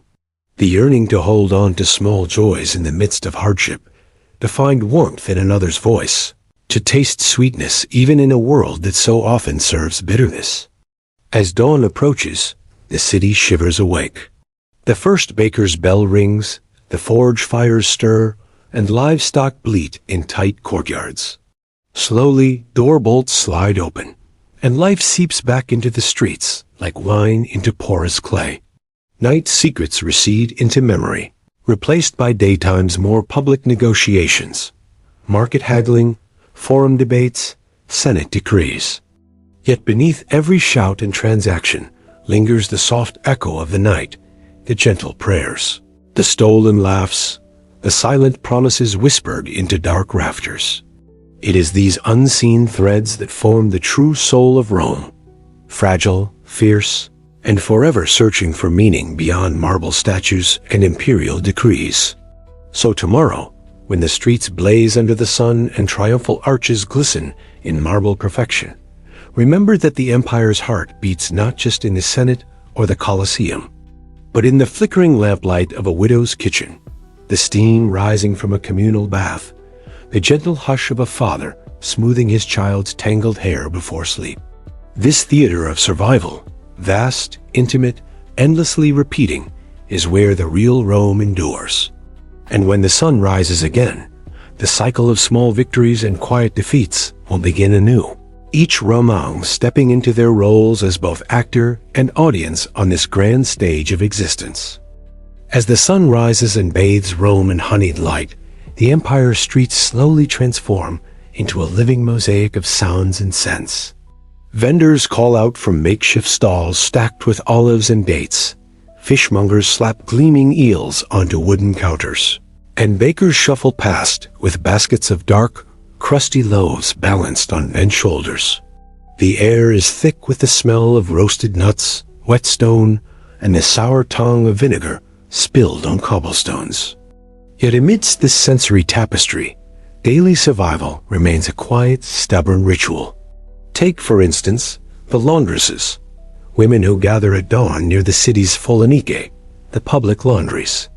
With sleeves rolled up and feet bare in murky vats, they stomp on tunics and togas using fermented urine, an essential but repugnant agent for cleaning.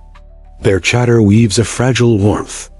One complains about her husband's gambling bets. Another describes a son learning to read, his letters shaky like a drunk man's walk. These women live by the rhythm of their own labor, not the Senate's or the emperor's. Each garment wrung out is a small triumph against the grime that clings like a second skin. When they glance at each other over the vats, there's no envy or grandeur, only a shared understanding that tomorrow another pile of sweat-stiff linens will await, and the cycle will resume. Nearby, in narrow workshops tucked beneath multi-story insulae, craftsmen begin their long hours. A sandal maker examines strips of leather, his fingers calloused and cracked like old pottery. He pricks his thumb on an awl, but barely flinches. Pain is an old companion. Every stitch he makes is a quiet prayer for tomorrow's meal, for his children's thin blankets, for his wife's secret store of chickpeas. She hides behind the clay amphora. Across the lane, a potter's wheel hums softly.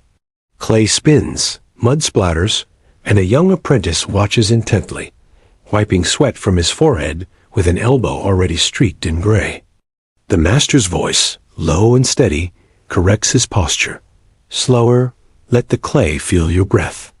These quiet instructions hold more value than gold coins to the boy. A chance to learn, to shape earth into vessels that will hold wine, oil, or maybe the last handful of grain in a lean winter. Beyond these laborers, in the open-air markets, free women and slaves alike haggle over wilted herbs and bruised peaches.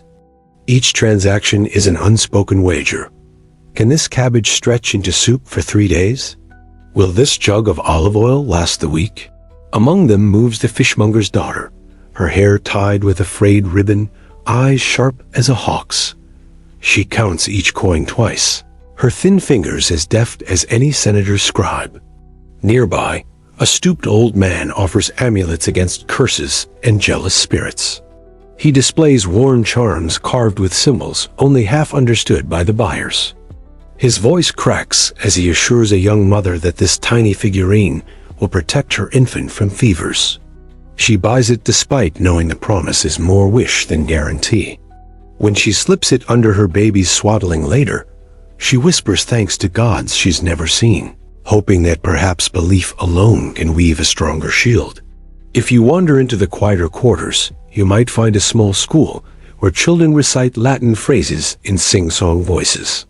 Their teacher, a thin man with ink-stained fingers, walks between them like a shepherd among restless sheep. He corrects pronunciation with a tap of a wax tablet or a gentle tug on a tunic.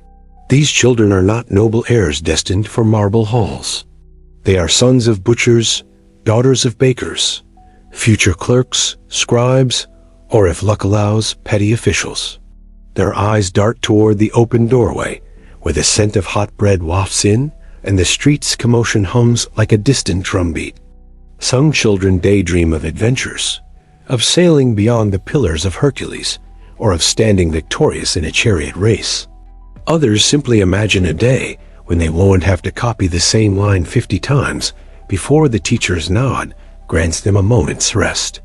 Not far away, in the atrium of a modest domus, a grandmother braids her granddaughter's hair.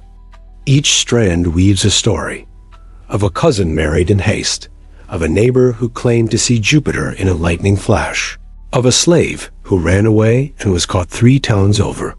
Her hands move in a gentle rhythm, a silent lullaby that connects generations. When she finishes, she plants a soft kiss on the girl's forehead, a gesture older than any empire. Nearby, in shadowed corners, those too weary or ill to work linger. An ex-legionary with a twisted knee tells exaggerated stories to a small group of boys, his voice rising and falling like a distant sea. He describes campaigns against Parthians, the blinding sun on desert marshes, the metallic taste of fear before a charge. The boys watch with wide eyes, half believing, half sensing the embellishment. In another doorway, an elderly woman spins wool, her fingers moving in mechanical calm. She murmurs prayers for her grown children who have long left for distant provinces. Her wheel's steady hum joins the chorus of the street, a gentle, repetitive song to herself and to the ghosts of her youth. Each of these scenes stitches another patch into the quilt of Roman life. Ordinary, repetitive, yet quietly heroic. Because while emperors carved their likenesses into marble and senators debate beneath painted ceilings, the real empire lives and breathes in these quiet rhythms. The push and pull of survival, the hushed moments of affection, the fragile hopes folded into each daily routine. As midday heat thickens and shadows shorten, the city's hum shifts. Laborers pause to chew on bread so hard it tests the strength of even the sturdiest teeth. They sip diluted wine from cracked cups, sharing jokes too worn to be funny, yet comforting in their familiarity. Children sneak figs from baskets, while mothers scold half-heartedly, their eyes soft with exhaustion. Nearby, in a cramped alley, a young poet reads lines scribbled on cheap papyrus.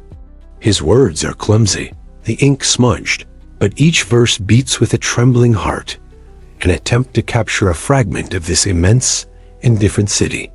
His friends snicker at the awkward metaphors, yet later they repeat the lines when alone, their voices tinged with unexpected reverence. On another roof, a woman tends to her small garden of potted herbs. Between thyme and sage, she hides a single violet, a stolen piece of beauty in a world more concerned with grain measures and tax ledgers. She hums a song taught by her mother, a melody older than the forum columns below.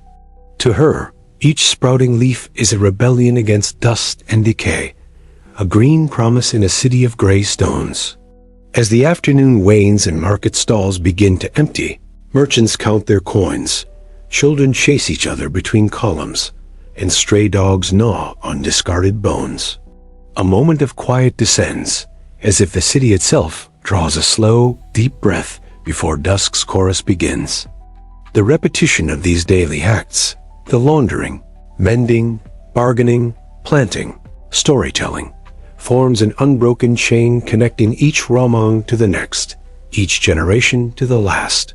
They may not adorn statues or inspire marble inscriptions, but these ordinary lives hold up the empire like countless unseen pillars. So when you picture Rome, try not to see only the gleaming forums or victorious legions. Instead, see the mother's cracked hands washing lice from a child's tunic, the young apprentice squinting over a sandal's final stitch, the old woman whispering to her spindle as if it remembers her children better than she does. In these small acts, repeated across centuries, the true empire breathes, a fragile, enduring testament to ordinary courage and stubborn joy. And as twilight creeps across rooftops, washing them in soft lavender and gold, each Roman prepares for night, not as an ending, but as a pause in an endless shared story. As night descends on Rome, a slow hush seeps into the streets like ink spreading in water. The raucous calls of market sellers fade, replaced by the softer clatter of wooden shutters closing and the distant howl of stray dogs hunting scraps in alleyways. Torches flicker to life along the main thoroughfares, their glow pooling in uneven circles across the flagstones, casting long, restless shadows. In wealthier neighborhoods, lamps filled with olive oil glimmer behind lattice windows, their warm glow suggesting dinners served on polished plates and gentle laughter echoing in atriums adorned with mosaics. But beneath those same stones, in the cramped, soot-darkened insulae where most Romans live, a different kind of evening unfolds, one stitched together by habit, caution, and thin hope. In these crowded apartments, families gather around small hearths or clay lamps, their flames wavering in the damp air. Dinner might be a thin porridge flavored with leftover cabbage, perhaps a crust of bread soft in watered-down wine, if fortune smiles. Children jostle for space, arguing over scraps, while mothers hush them with soft rebukes and weary eyes. A father picks at a piece of salted fish, each bite measured and slow. His fingers tremble from a day hauling marble blocks or forging iron nails, muscles knotted like ancient olive roots. Yet tonight, he tries to tell a joke he heard at the bathhouse, his words halting, but his face creased into a crooked grin. The children giggle, not at the joke, but at the rare glimmer of levity crossing his face. In a corner, an elderly grandmother holds a wooden spoon like a scepter, stirring the pot with a gentle rhythm. Her mind drifts to the decades that have slipped through her fingers like grain. She recalls the young man she once loved, the marketplace where they met, the festival candles that burned into dawn. She watches her grandchildren fight over the last turnip slice and feels both sorrow and comfort. Sorrow for the poverty that chokes them, comfort in the continuity of breath and laughter in the shadows. Elsewhere, a young woman leans against a cracked wall, hair still damp from her hurried wash at the neighborhood fountain. In her hand, she holds a small wax tablet covered in clumsy lines, a letter she cannot send, addressed to a lover now stationed in distant Germania. Her thumb traces the indents, as if her skin might learn his words by touch alone. She closes her eyes and imagines the faraway forests, the clang of shields, the silence after a battle, and wonders if he remembers the smell of roasted chestnuts on the Tiber's banks. On the rooftops, young men gather under the stars. Their voices drift across tiles and chimneys, blending with the muted chorus of crickets. One strums a lyre, his fingers hesitant, the notes trembling like leaves in a midnight breeze. Another recites lines from Virgil, pausing to correct his meter when the words falter. In that thin air above the city's grinding machine, they feel, for a fleeting hour, untethered. Young philosophers casting nets of poetry into the night. Down below, in alleys damp with runoff and refuse, the city's outcasts carve out their own nocturnal community. Freed slaves, vagrants, and aging gladiators lean against walls or huddle under awnings. One man recounts his time in the arena, voice low and even, describing the roar of the crowd, the pounding in his chest before the gates opened. The others listen in silence, passing a clay jug of sour wine, each sip a small defiance against the cold. In another corner, a midwife tends to a laboring woman, her soft commands slicing through the groans and whispered prayers.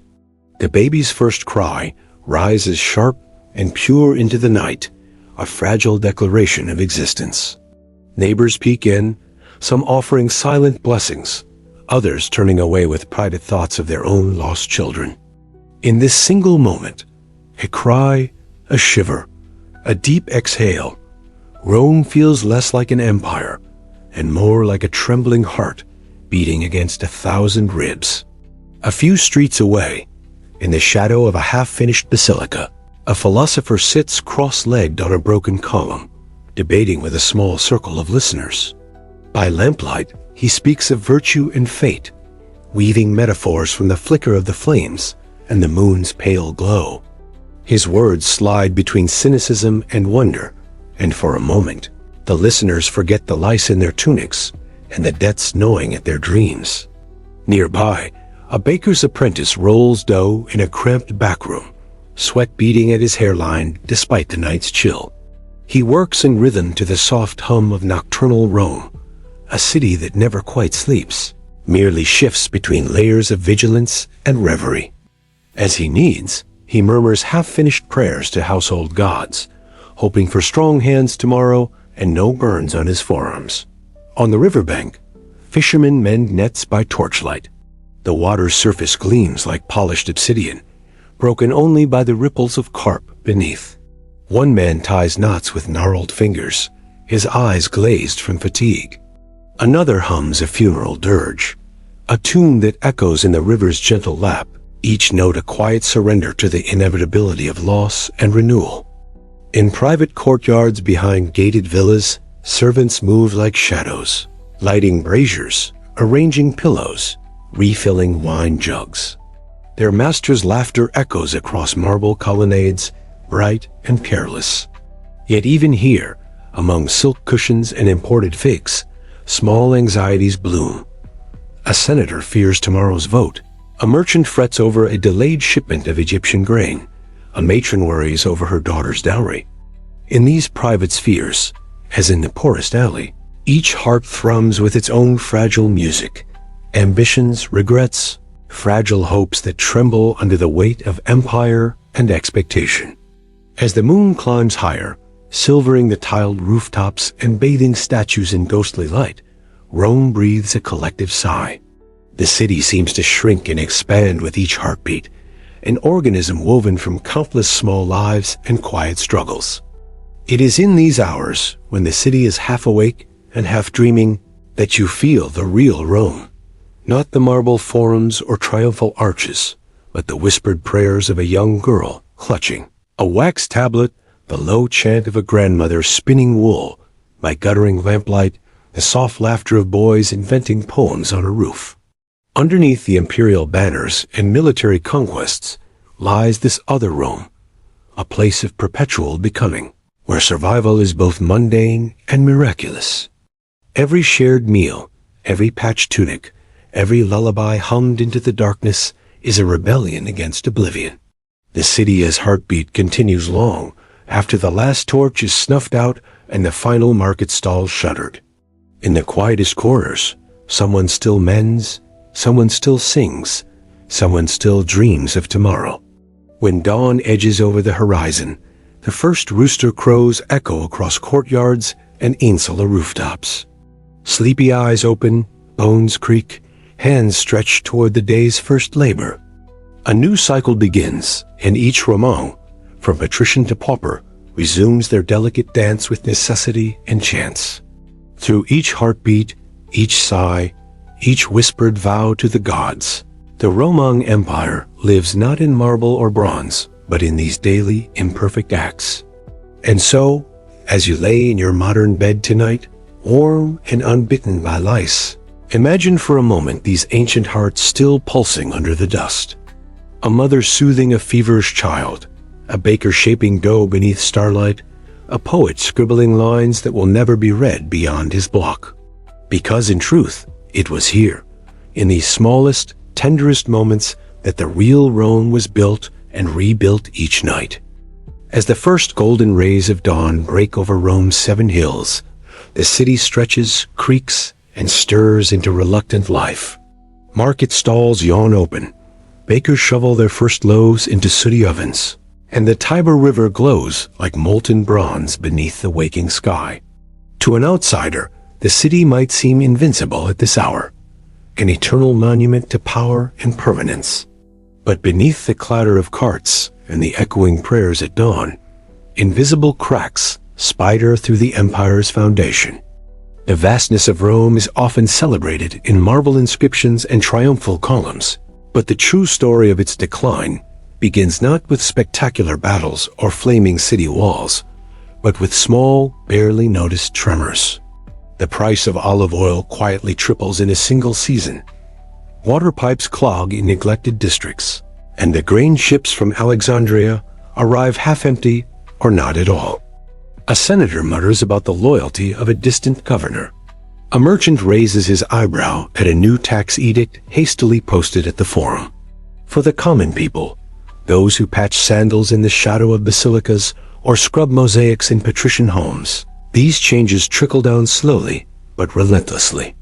A mother finds fewer lentils in her bowl. A father trades an heirloom ring for a measure of barley. A boy watches the family goat, once plump, grow bony and skittish. There is no sudden collapse, only the creeping encroachment of scarcity, like ivy threading its way into the cracks of a villa wall. Outside the city, once thriving agricultural estates begin to falter. Fields lie fallow longer each year as war claims young laborers and pestilence roams unchecked. Vineyards once heavy with clustered grapes now stand sparse under brittle sun, their leaves curling like burnt parchment. When the tax collector comes, his demands echo across the fields like a funeral drumbeat, and families weigh the cost of staying against the perilous uncertainty of flight. In the provinces, Roman garrisons once radiated order and confidence, stamping roads and aqueducts across distant landscapes like signatures on a treaty. But now, whispers of barbarian incursions drift through fortress halls like winter drafts. A cohort commander counts his remaining shields, squints at a crumbling supply ledger, and tries not to imagine the next dawn bringing fire and shouting at the gates. Even within Rome's heart, the specter of decline seeps into daily life in subtle ways. Public fountains, once brimming with clear water, now run dry or trickle with muddy runoff. The marble steps of temples crack beneath the feet of thin crowds, and the great arenas echo more than roar, as bread grows scarce and circuses lose their luster. Yet despite these tremors, life persists, as it always does. A merchant still haggles over imported saffron. A poet declaims verses under a fig tree. A matron plans her daughter's betrothal feast with more hope than certainty. The rhythms of life beat on, dogged and defiant, as though ignoring the empire's frayed tapestry might somehow mend it. Among the elite, rumors swirl behind perfumed curtains and in smoky bathhouses. Someone whispers of a general plotting from Gaul, another of a senator who hoards grain in secret. Emperors come and go, some murdered in moonlit gardens, others dragged through the streets, as mobs chant curses older than the stones beneath their feet. With each regime change, new coins are minted bearing fresh profiles, yet the copper inside grows ever thinner, the silver more adulterated, each new face a palimpsest of fading power. In villas perched on green hills overlooking the city, noble families withdraw into gilded solitude. They dine on honey-glazed dormice, sip Falernian wine, and debate philosophy as if walls and guards can hold back the slow, inevitable dusk. In their gardens, peacocks strut and statues gaze serenely over trimmed hedges. But behind each serenade, an echo of flute music lies a hush, a breath held in dread of distant hoofbeats and burning thatch. Meanwhile, the religious landscape trembles. Ancient gods fade into shadows as new faiths spread through market stalls and alleys, carried by wandering preachers and merchants. One morning, a young fishmonger mutters a secret prayer to a carpenter's son from Judea rather than to Jupiter, and her neighbor does not rebuke her but joins. By night, a small group gathers in a cellar, passing bread and whispering of salvation and forgiveness instead of military victories and imperial decrees. The city's rhythms begin to splinter. Processions to Mars share streets with quiet pilgrimages to newly built basilicas. A magistrate sacrifices a bull in a smoky courtyard, while, 2 houses over, a hidden congregation lights candles in silence.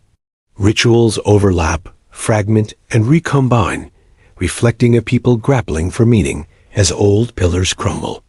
In the bustling markets, coins change hands faster than stories. A Syrian spice dealer tells of caravan raids in the eastern deserts. A Gallic potter warns of a tribe moving southward.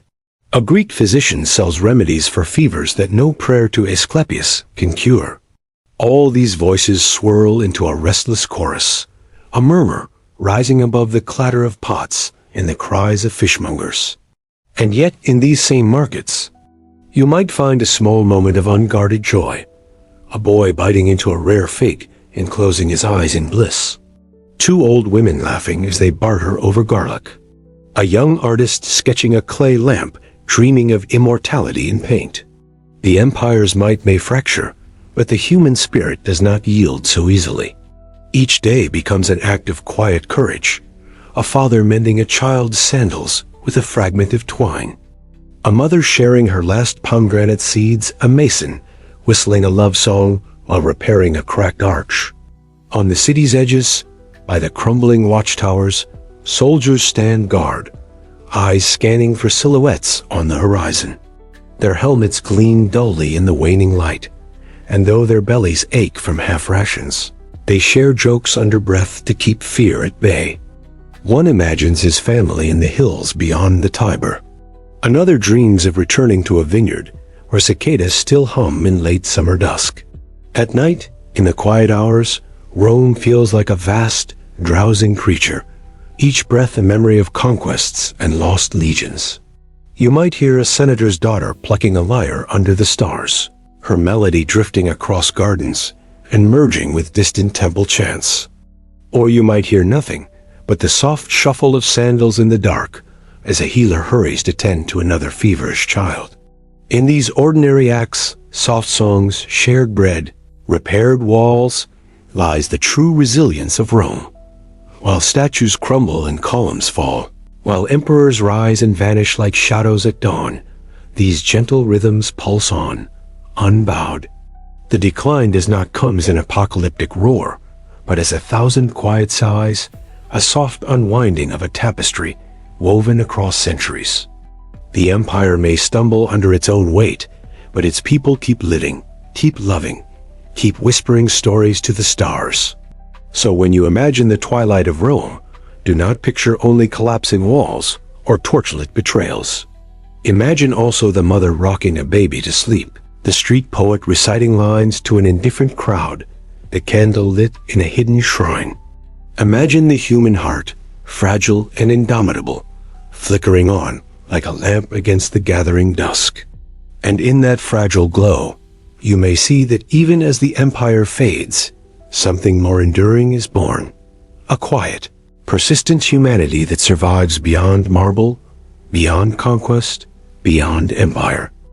As we drift further into the twilight of Rome, we leave the marbled forums and crowded markets behind, wandering into the countryside, into the patchwork of small villas, tenant farms, and fading military outposts that once formed the empire's beating heart.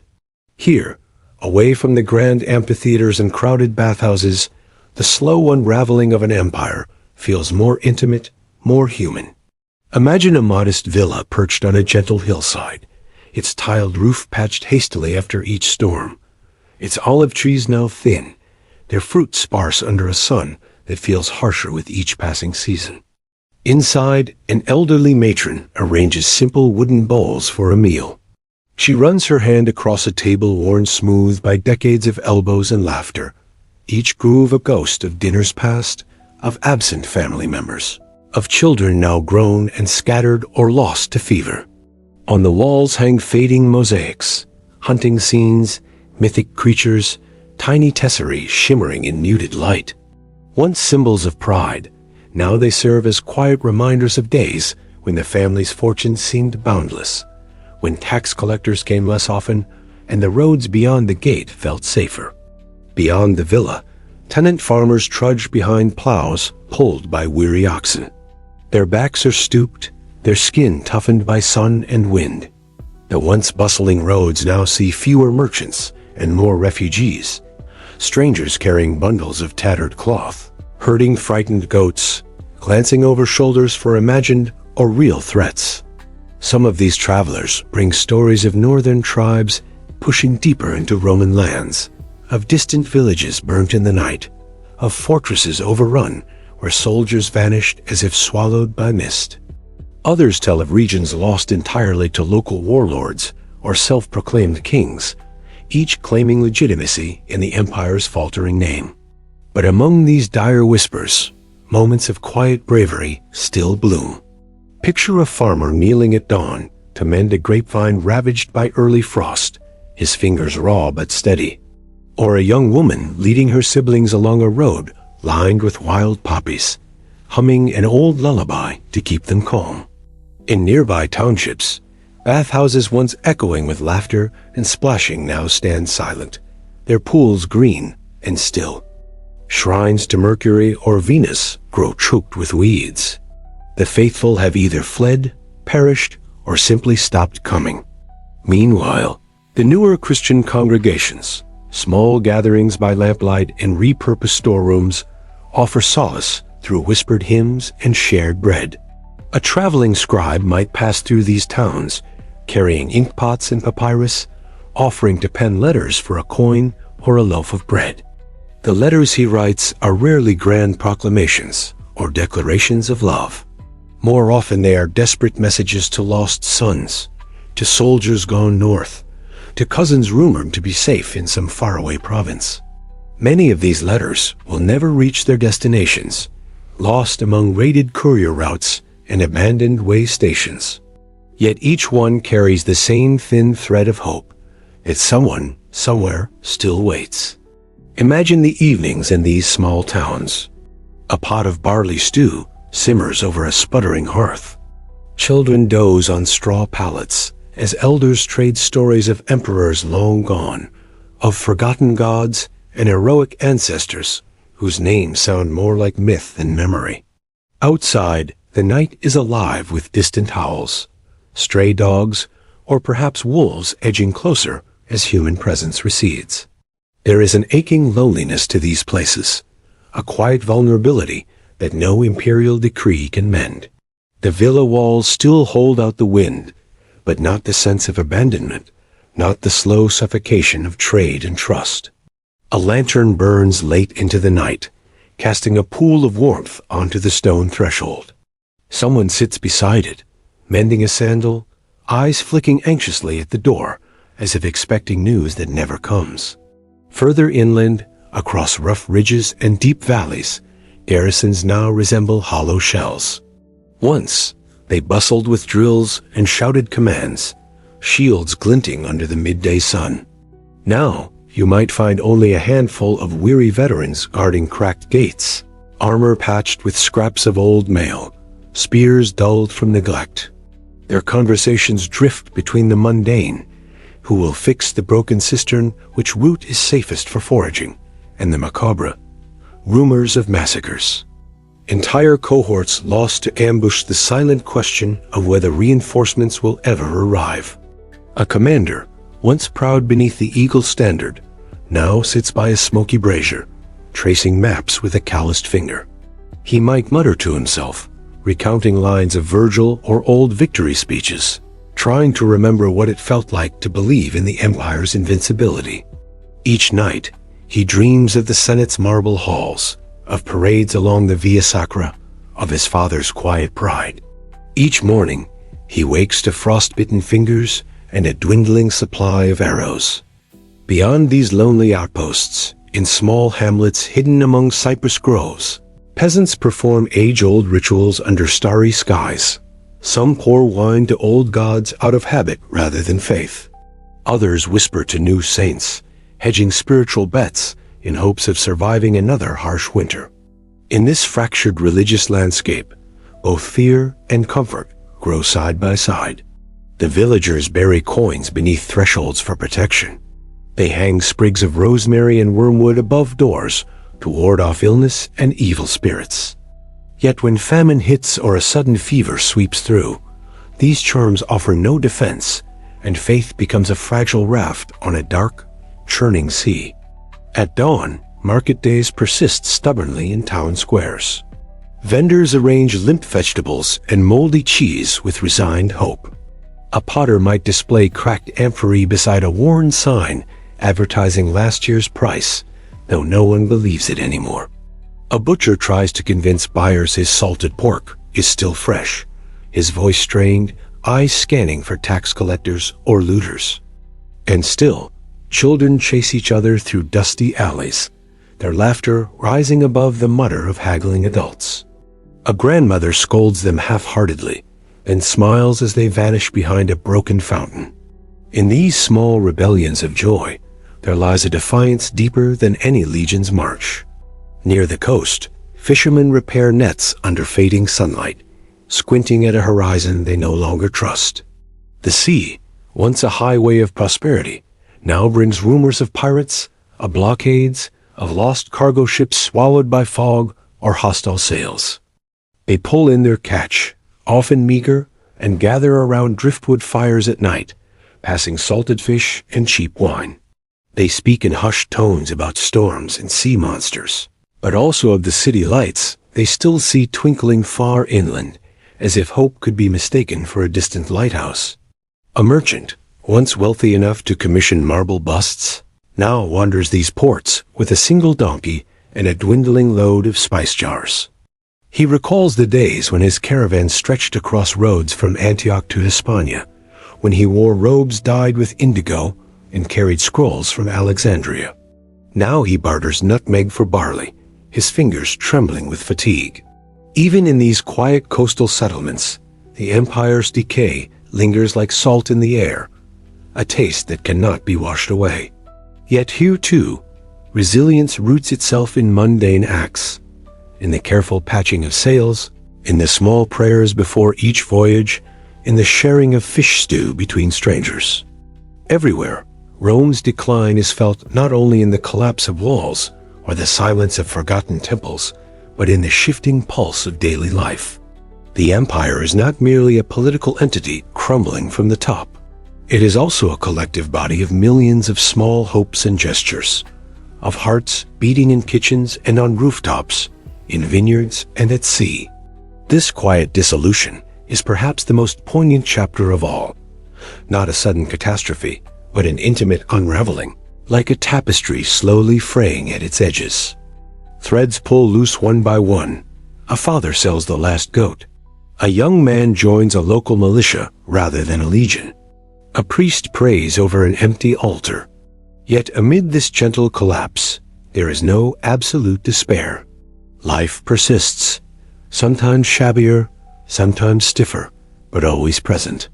Old songs echo across fields at dusk. Hands still plant seeds, mend cloaks, cradle infants. And though the empire's marble skeleton may crack and crumble, these human rhythms endure, flickering stubbornly against the encroaching dark. So tonight, if you find yourself tracing the lines of an old Roman map, imagine not just legions and emperors, but also the lantern in a lonely villa window, the shared pomegranate seeds on a battered porch, and the grandmother's laughter echoing through an empty square. Because in the end, what survives is not only the marble arches or the names etched into coins, but the quiet heartbeat of ordinary people who refuse to yield to the shadows. As the sun sets over the crumbling villas and silent forums, let's drift into the hidden spaces of the Roman world, the unseen corners where small lives carried on amid the empire, slow unraveling. Beyond the clang of swords and roar of chariots, there is a softer symphony, the clatter of a pot against a hearthstone, the whisper of worn sandals on dusty roads, the sigh of an old man tracing faded mosaics with trembling fingers. In a small insula, a crowded apartment block rising several stories in a bustling town, families live stacked above each other like clay jars on a shelf.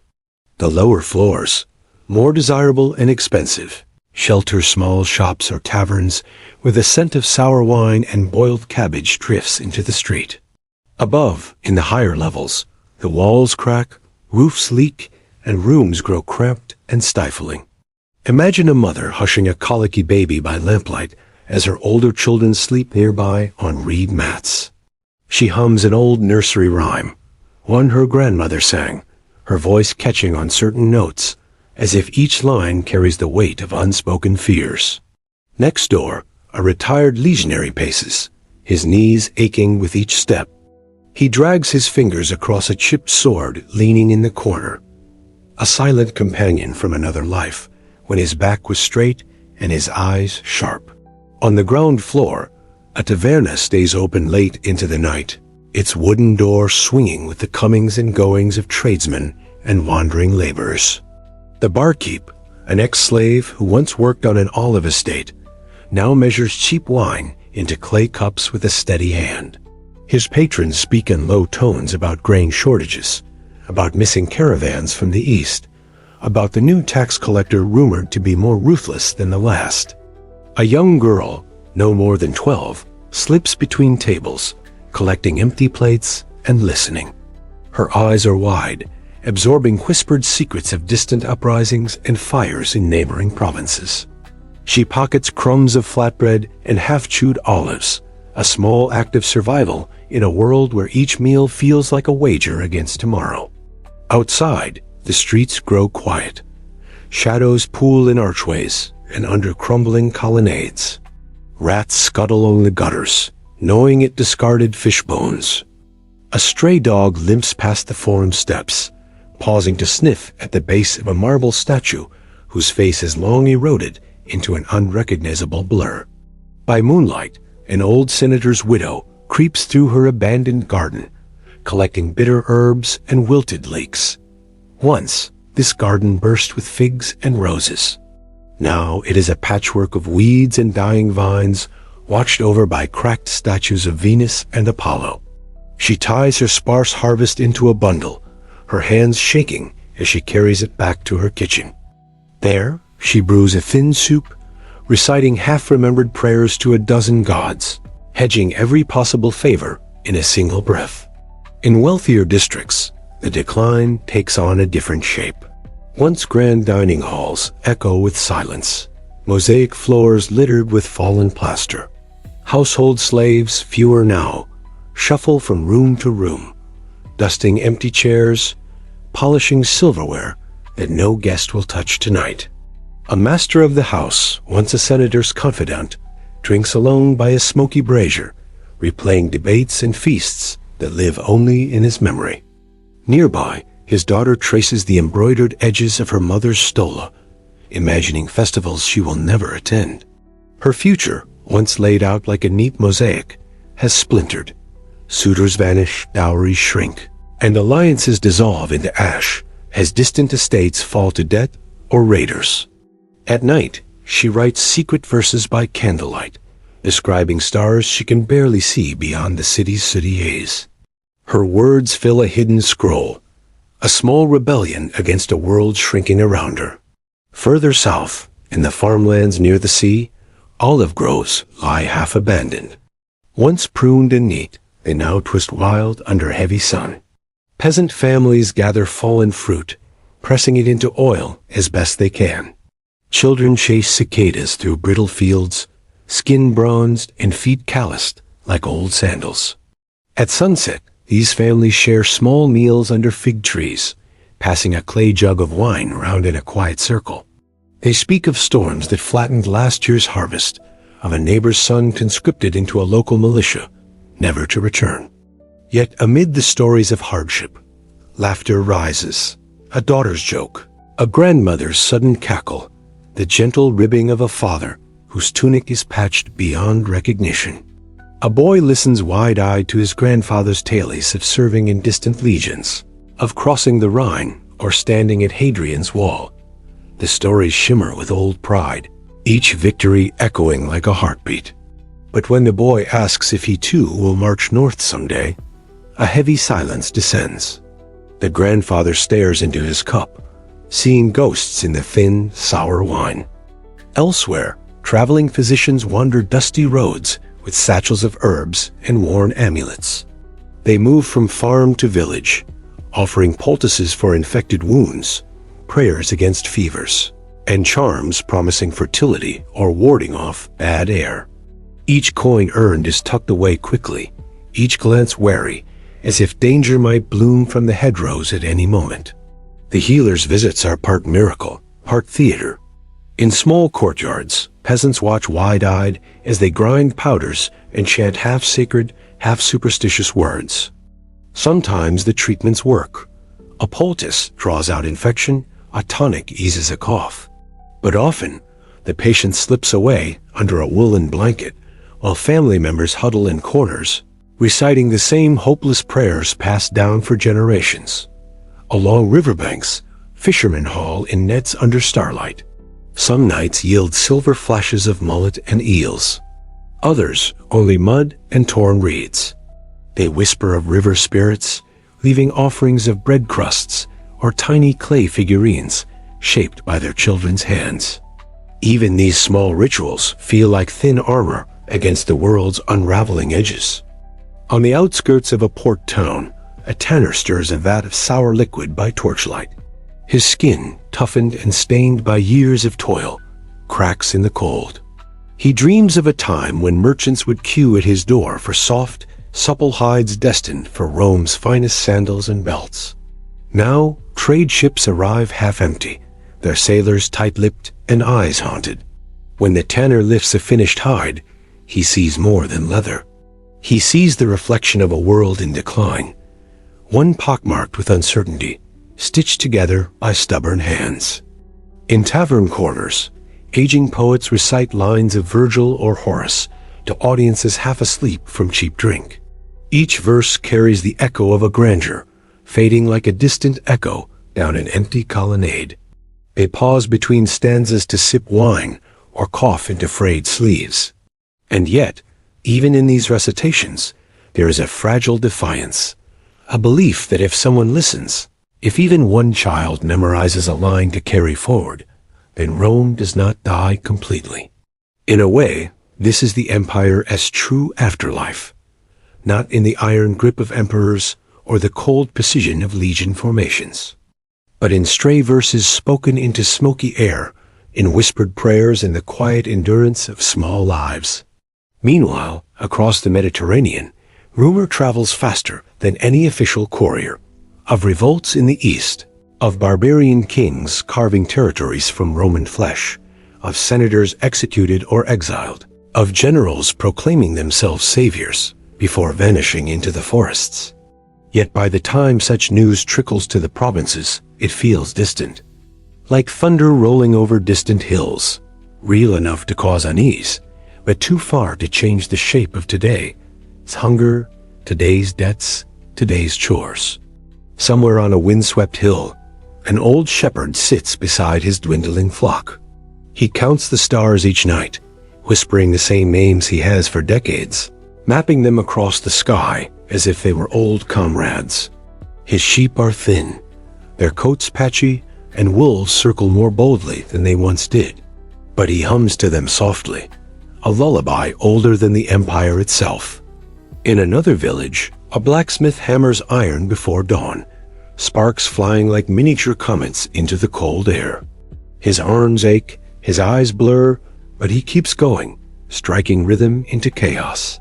With each beat, he imagines not just a plow blade or a horseshoe, but a promise that someone will eat, that fields will be sown, that life, however fragile, will stagger forward another season. This quiet courage threads through every street, every hearth, every outpost. While emperors draft decrees and generals maneuver armies on distant battlefields, the real empire lives and dies here, in soot-streaked courtyards, in cramped tavern lofts, in frost-bitten olive groves.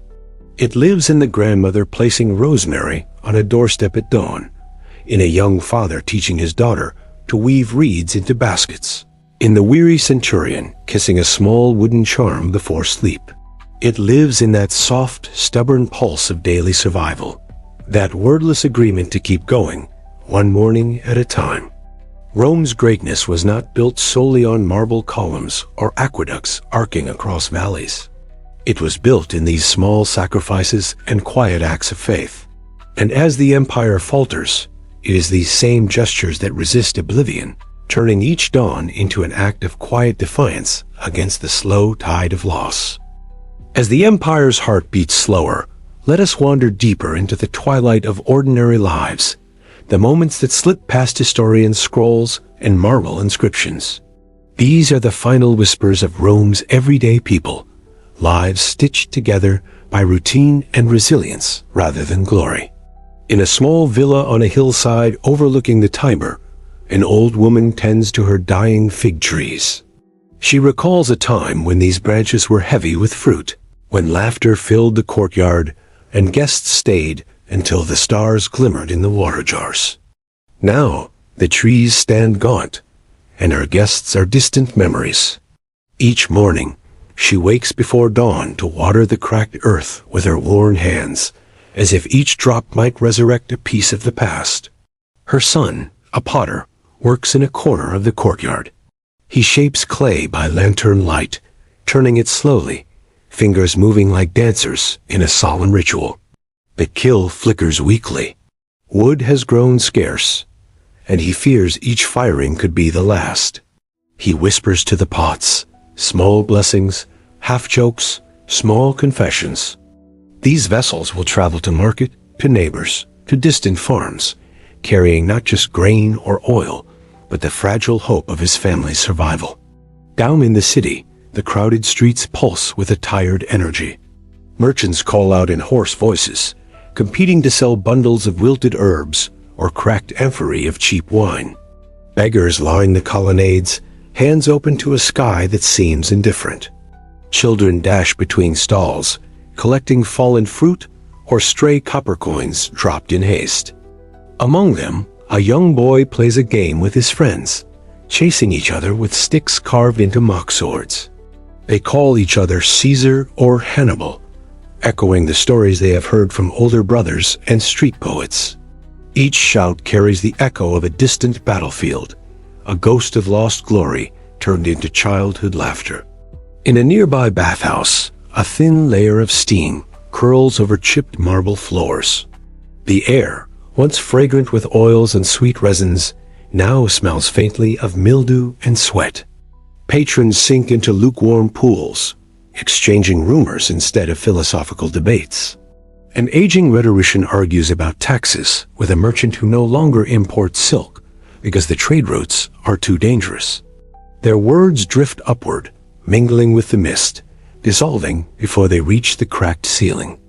Outside the walls, a shepherd guides a small flock across brittle grass. His dog, once strong and quick, now limps beside him. The man pauses often, scanning the horizon for bandits or stray wolves, emboldened by the empire's weakness. He carries an old charm, a small bronze pendant shaped like Mercury's staff, a gift from his father, who claimed it would bring luck on long journeys. Each night, he presses it to his lips before sleep, an unspoken prayer in a language older than Latin. In another village, a midwife prepares her small room for another birth. Her hands, calloused but deft, arrange linen strips and clay jars of ointments. Outside, a young woman clutches her belly, her eyes wide with fear and wonder. Each childbirth feels like a coin tossed into the sea, uncertain, precarious, a wager against fate.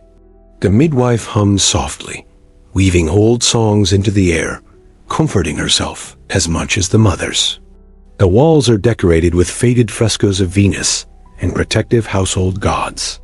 By lamplight, she examines the herbs, rue, sage, and fennel, each chosen not just for healing, but for the small comfort they bring to frightened minds. When the baby finally arrives, its first cry pierces the night like a fragile promise. For a moment, the mother forgets the raids, the shortages, the creeping rumors of collapsing frontiers. In that thin wail, there is only the present, the immediate, raw miracle of breath. Elsewhere, On a windswept coast, fishermen mend their nets under the pale glow of the moon. Their bodies move with muscle memory, fingers flying across frayed rope as if reciting an ancient poem. The sea's rhythm dictates their days. Its bounty is uncertain, its moods shifting like the empire's fortunes. On the shore, a young fisherman stares at the distant lights of a passing ship, wondering if it carries grain from Africa or soldiers returning from yet another forgotten skirmish. He imagines distant lands, golden deserts, lush forests, places he will never see, even as salt crusts his hair and wind carves lines into his face. Inside a modest temple to Juno, a priestess arranges offerings, small loaves, wilted flowers, a single glass bead that glints in a lamplight. Her prayers are quiet, each syllable uttered with care, as if words might anchor the trembling edges of her world. When she is done, she steps outside and watches the city in shadow, flickering braziers, the echo of sandals on stone, stray dogs rummaging in refuse piles. She closes her eyes and listens to the faint hum of prayers and curses carried by the night air, a quiet hymn to survival. Beyond the urban chaos, a soldier limps along a forest path toward an outpost. His tunic is torn, his sandals held together by scraps of hide. He clutches a letter from his sister, written on brittle parchment, its ink smudged by tears or rain. He can almost hear her voice as he rereads it in the moonlight, each line a fragile lifeline stretching across the empire's frayed seams. At the outpost, he is greeted not by a triumphant fanfare, but by weary glances and hushed conversation. Supplies have dwindled, morale is thin, and each dawn feels like a final stand. The men share stale bread and weak wine, recounting jokes to mask the uncertainty gnawing at their bellies. In the darkest hour before dawn, one soldier sketches a small horse into the dirt with a twig, a memory of a mare he once raised as a boy before he was conscripted.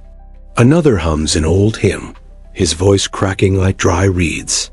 The soldier with the letter sits quietly, tracing each word with his thumb, holding on to something beyond the empire's fading horizon. Back in the city, a librarian drags his fingers across a half-empty shelf in a public library.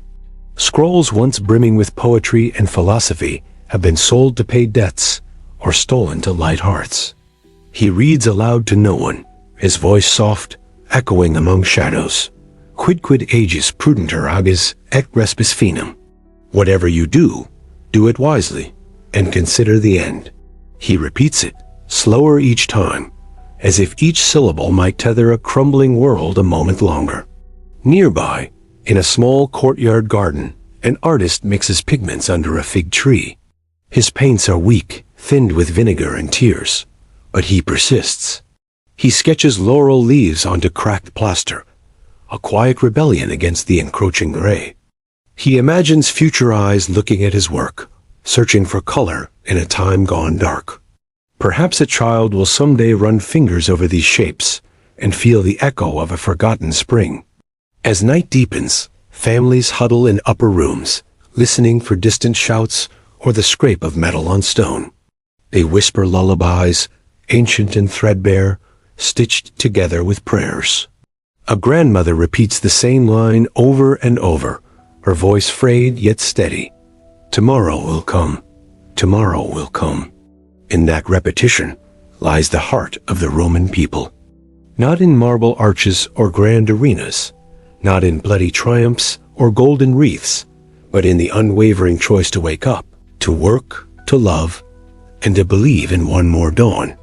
Each life is a fragile torch against the night. A baker kneading bread before sunrise, a mother braiding her daughter's hair by candlelight, a young man carving a charm to leave on a lover's doorstep. These small acts, invisible to emperors and historians alike, are the true pillars of an empire. By the time the sun rises, many of these stories dissolve into the day's hum. The potter's kiln flickers back to life.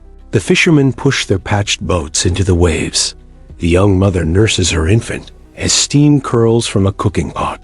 From afar, it might seem the empire stands, still vast and mighty.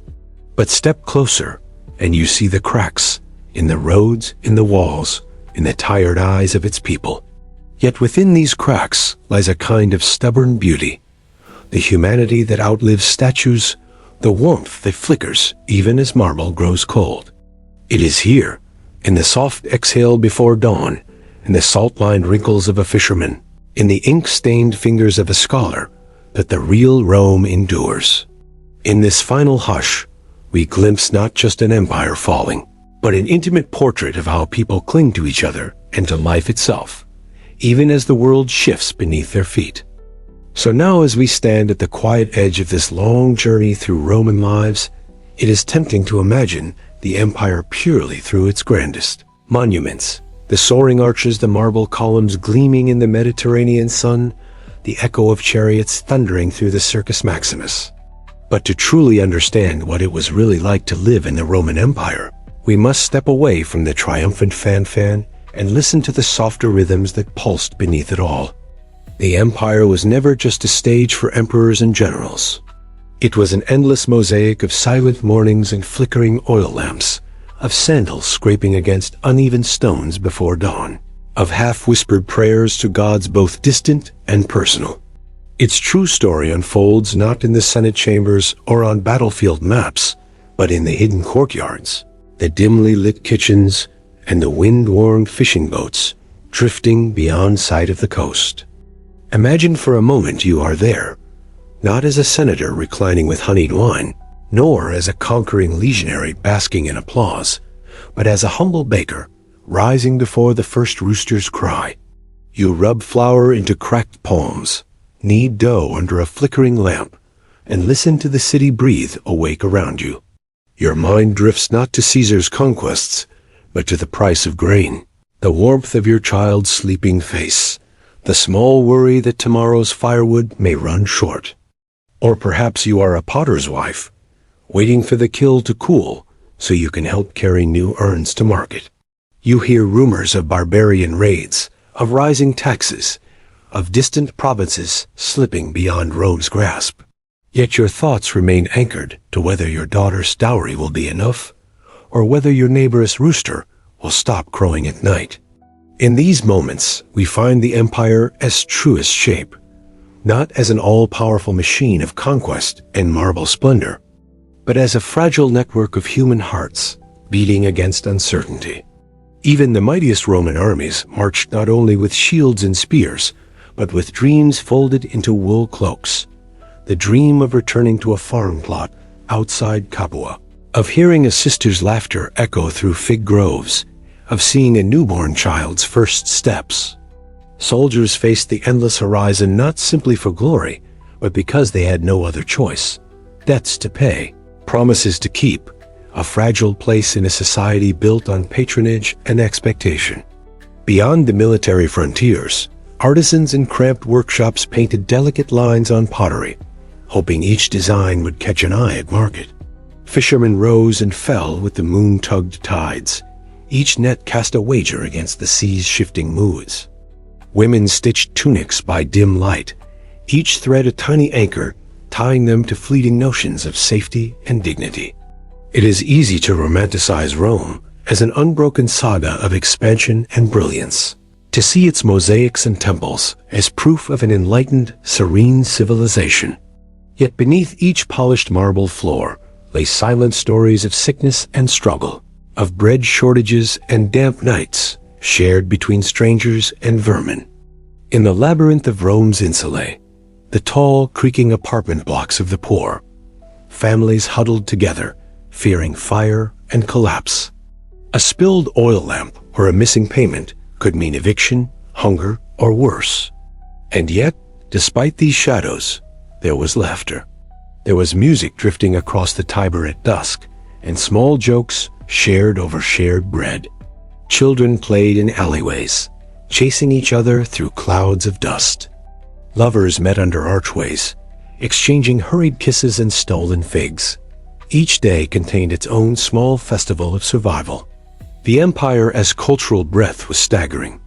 From the foggy coasts of Britannia to the sunburned sands of Syria, from alpine passes to Egyptian oases shimmering with mirages. A Roman official in Londinium might dream of visiting Alexandria's libraries, while a merchant in Carthage prayed for calm seas as he shipped olive oil northward. Latin and Greek words overlapped in market stalls, mixed with Celtic prayers and Egyptian amulets sewn into tunics. But wherever they lived, Romans shared a quiet understanding. Life was a fragile performance on a stage constantly threatened by plague, famine, and invasion. Yet this precariousness also birthed rituals of resilience, household gods in tiny shrines, charms tied to doorposts, whispered invocations to Fortuna in the dead of night. Religion wasn't merely an affair of grand temples and public sacrifices. It was a tender, everyday negotiation with the unknown. A fisherman might toss the first sardine of the catch back into the waves as an offering. A mother might sprinkle salt at the threshold before a journey. An old woman might tie a red thread around her wrist to ward off illness, a custom older than any emperor. In the empire's final centuries, as the borders trembled and wealth drained into the pockets of mercenaries and opportunists, these quiet acts became even more precious. The marble crumbled, but the small flames on household altars burned on.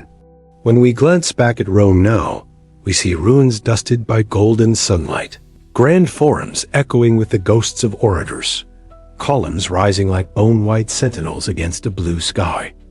We imagine triumphal parades and whispered Senate conspiracies. But the true essence of Rome hums much softer. It lives in the echo of sandals on wet stones, in the sweet tang of sour wine after a long day in the fields, in the sigh of a mother cradling a feverish child beside a flickering oil lamp. What it was really like to live in the Roman Empire was not just to witness an era, but to embody its constant negotiation between vulnerability and endurance. To live then meant to greet each morning as a new pact with survival, to measure time not in dynasties, but in market days, harvests, and whispered goodnights. And yet, despite crumbling aqueducts and darkened villas, despite barbarian raids and silent forums, the spirit of those lives persisted. It carried forward in songs, in recipes, in gestures passed down between generations. It survived not because of emperors, but because of ordinary people who chose to keep living, to keep loving, to keep hoping. Tonight, as you slip into your soft bed, surrounded by electric lights and safe walls, perhaps take a breath for those who came before. Think of the potter's hands, rough but patient, the baker's dough rising in a smoky hearth, the quiet hush of a mother's lullaby echoing through narrow wooden beams. Their world was hard, yes, sharp with hunger and war, but it was also alive with small mercies and defiant joys. The heartbeat of Rome wasn't measured in conquests or coin hoards. It pulsed strongest in each shared loaf, each stitched tunic, each silent prayer whispered into the midnight breeze. So here we are, at the edge of Rome's long dusk, looking back not just at the empire, but at the countless souls who carried its weight and its light. Their echoes live on in ruins and relics, in forgotten alleyways and museum glass cases. But more than that, they live on in our shared humanity, in the same fears, the same small triumphs, the same fragile hopes that connect us across centuries. And that, perhaps, is Rome's truest legacy. Thank you for walking this long road with me tonight. I hope as you close your eyes, you hear not only the roar of the Colosseum, but the quiet crackle of an oil lamp in a hidden room, the whisper of bare feet on cool tiles, the distant murmur of waves beyond the port. May you rest well, and may tomorrow greet you gently, as it did, in countless small ways, for those who dared to live in the great, fragile, luminous tapestry that was the Roman Empire.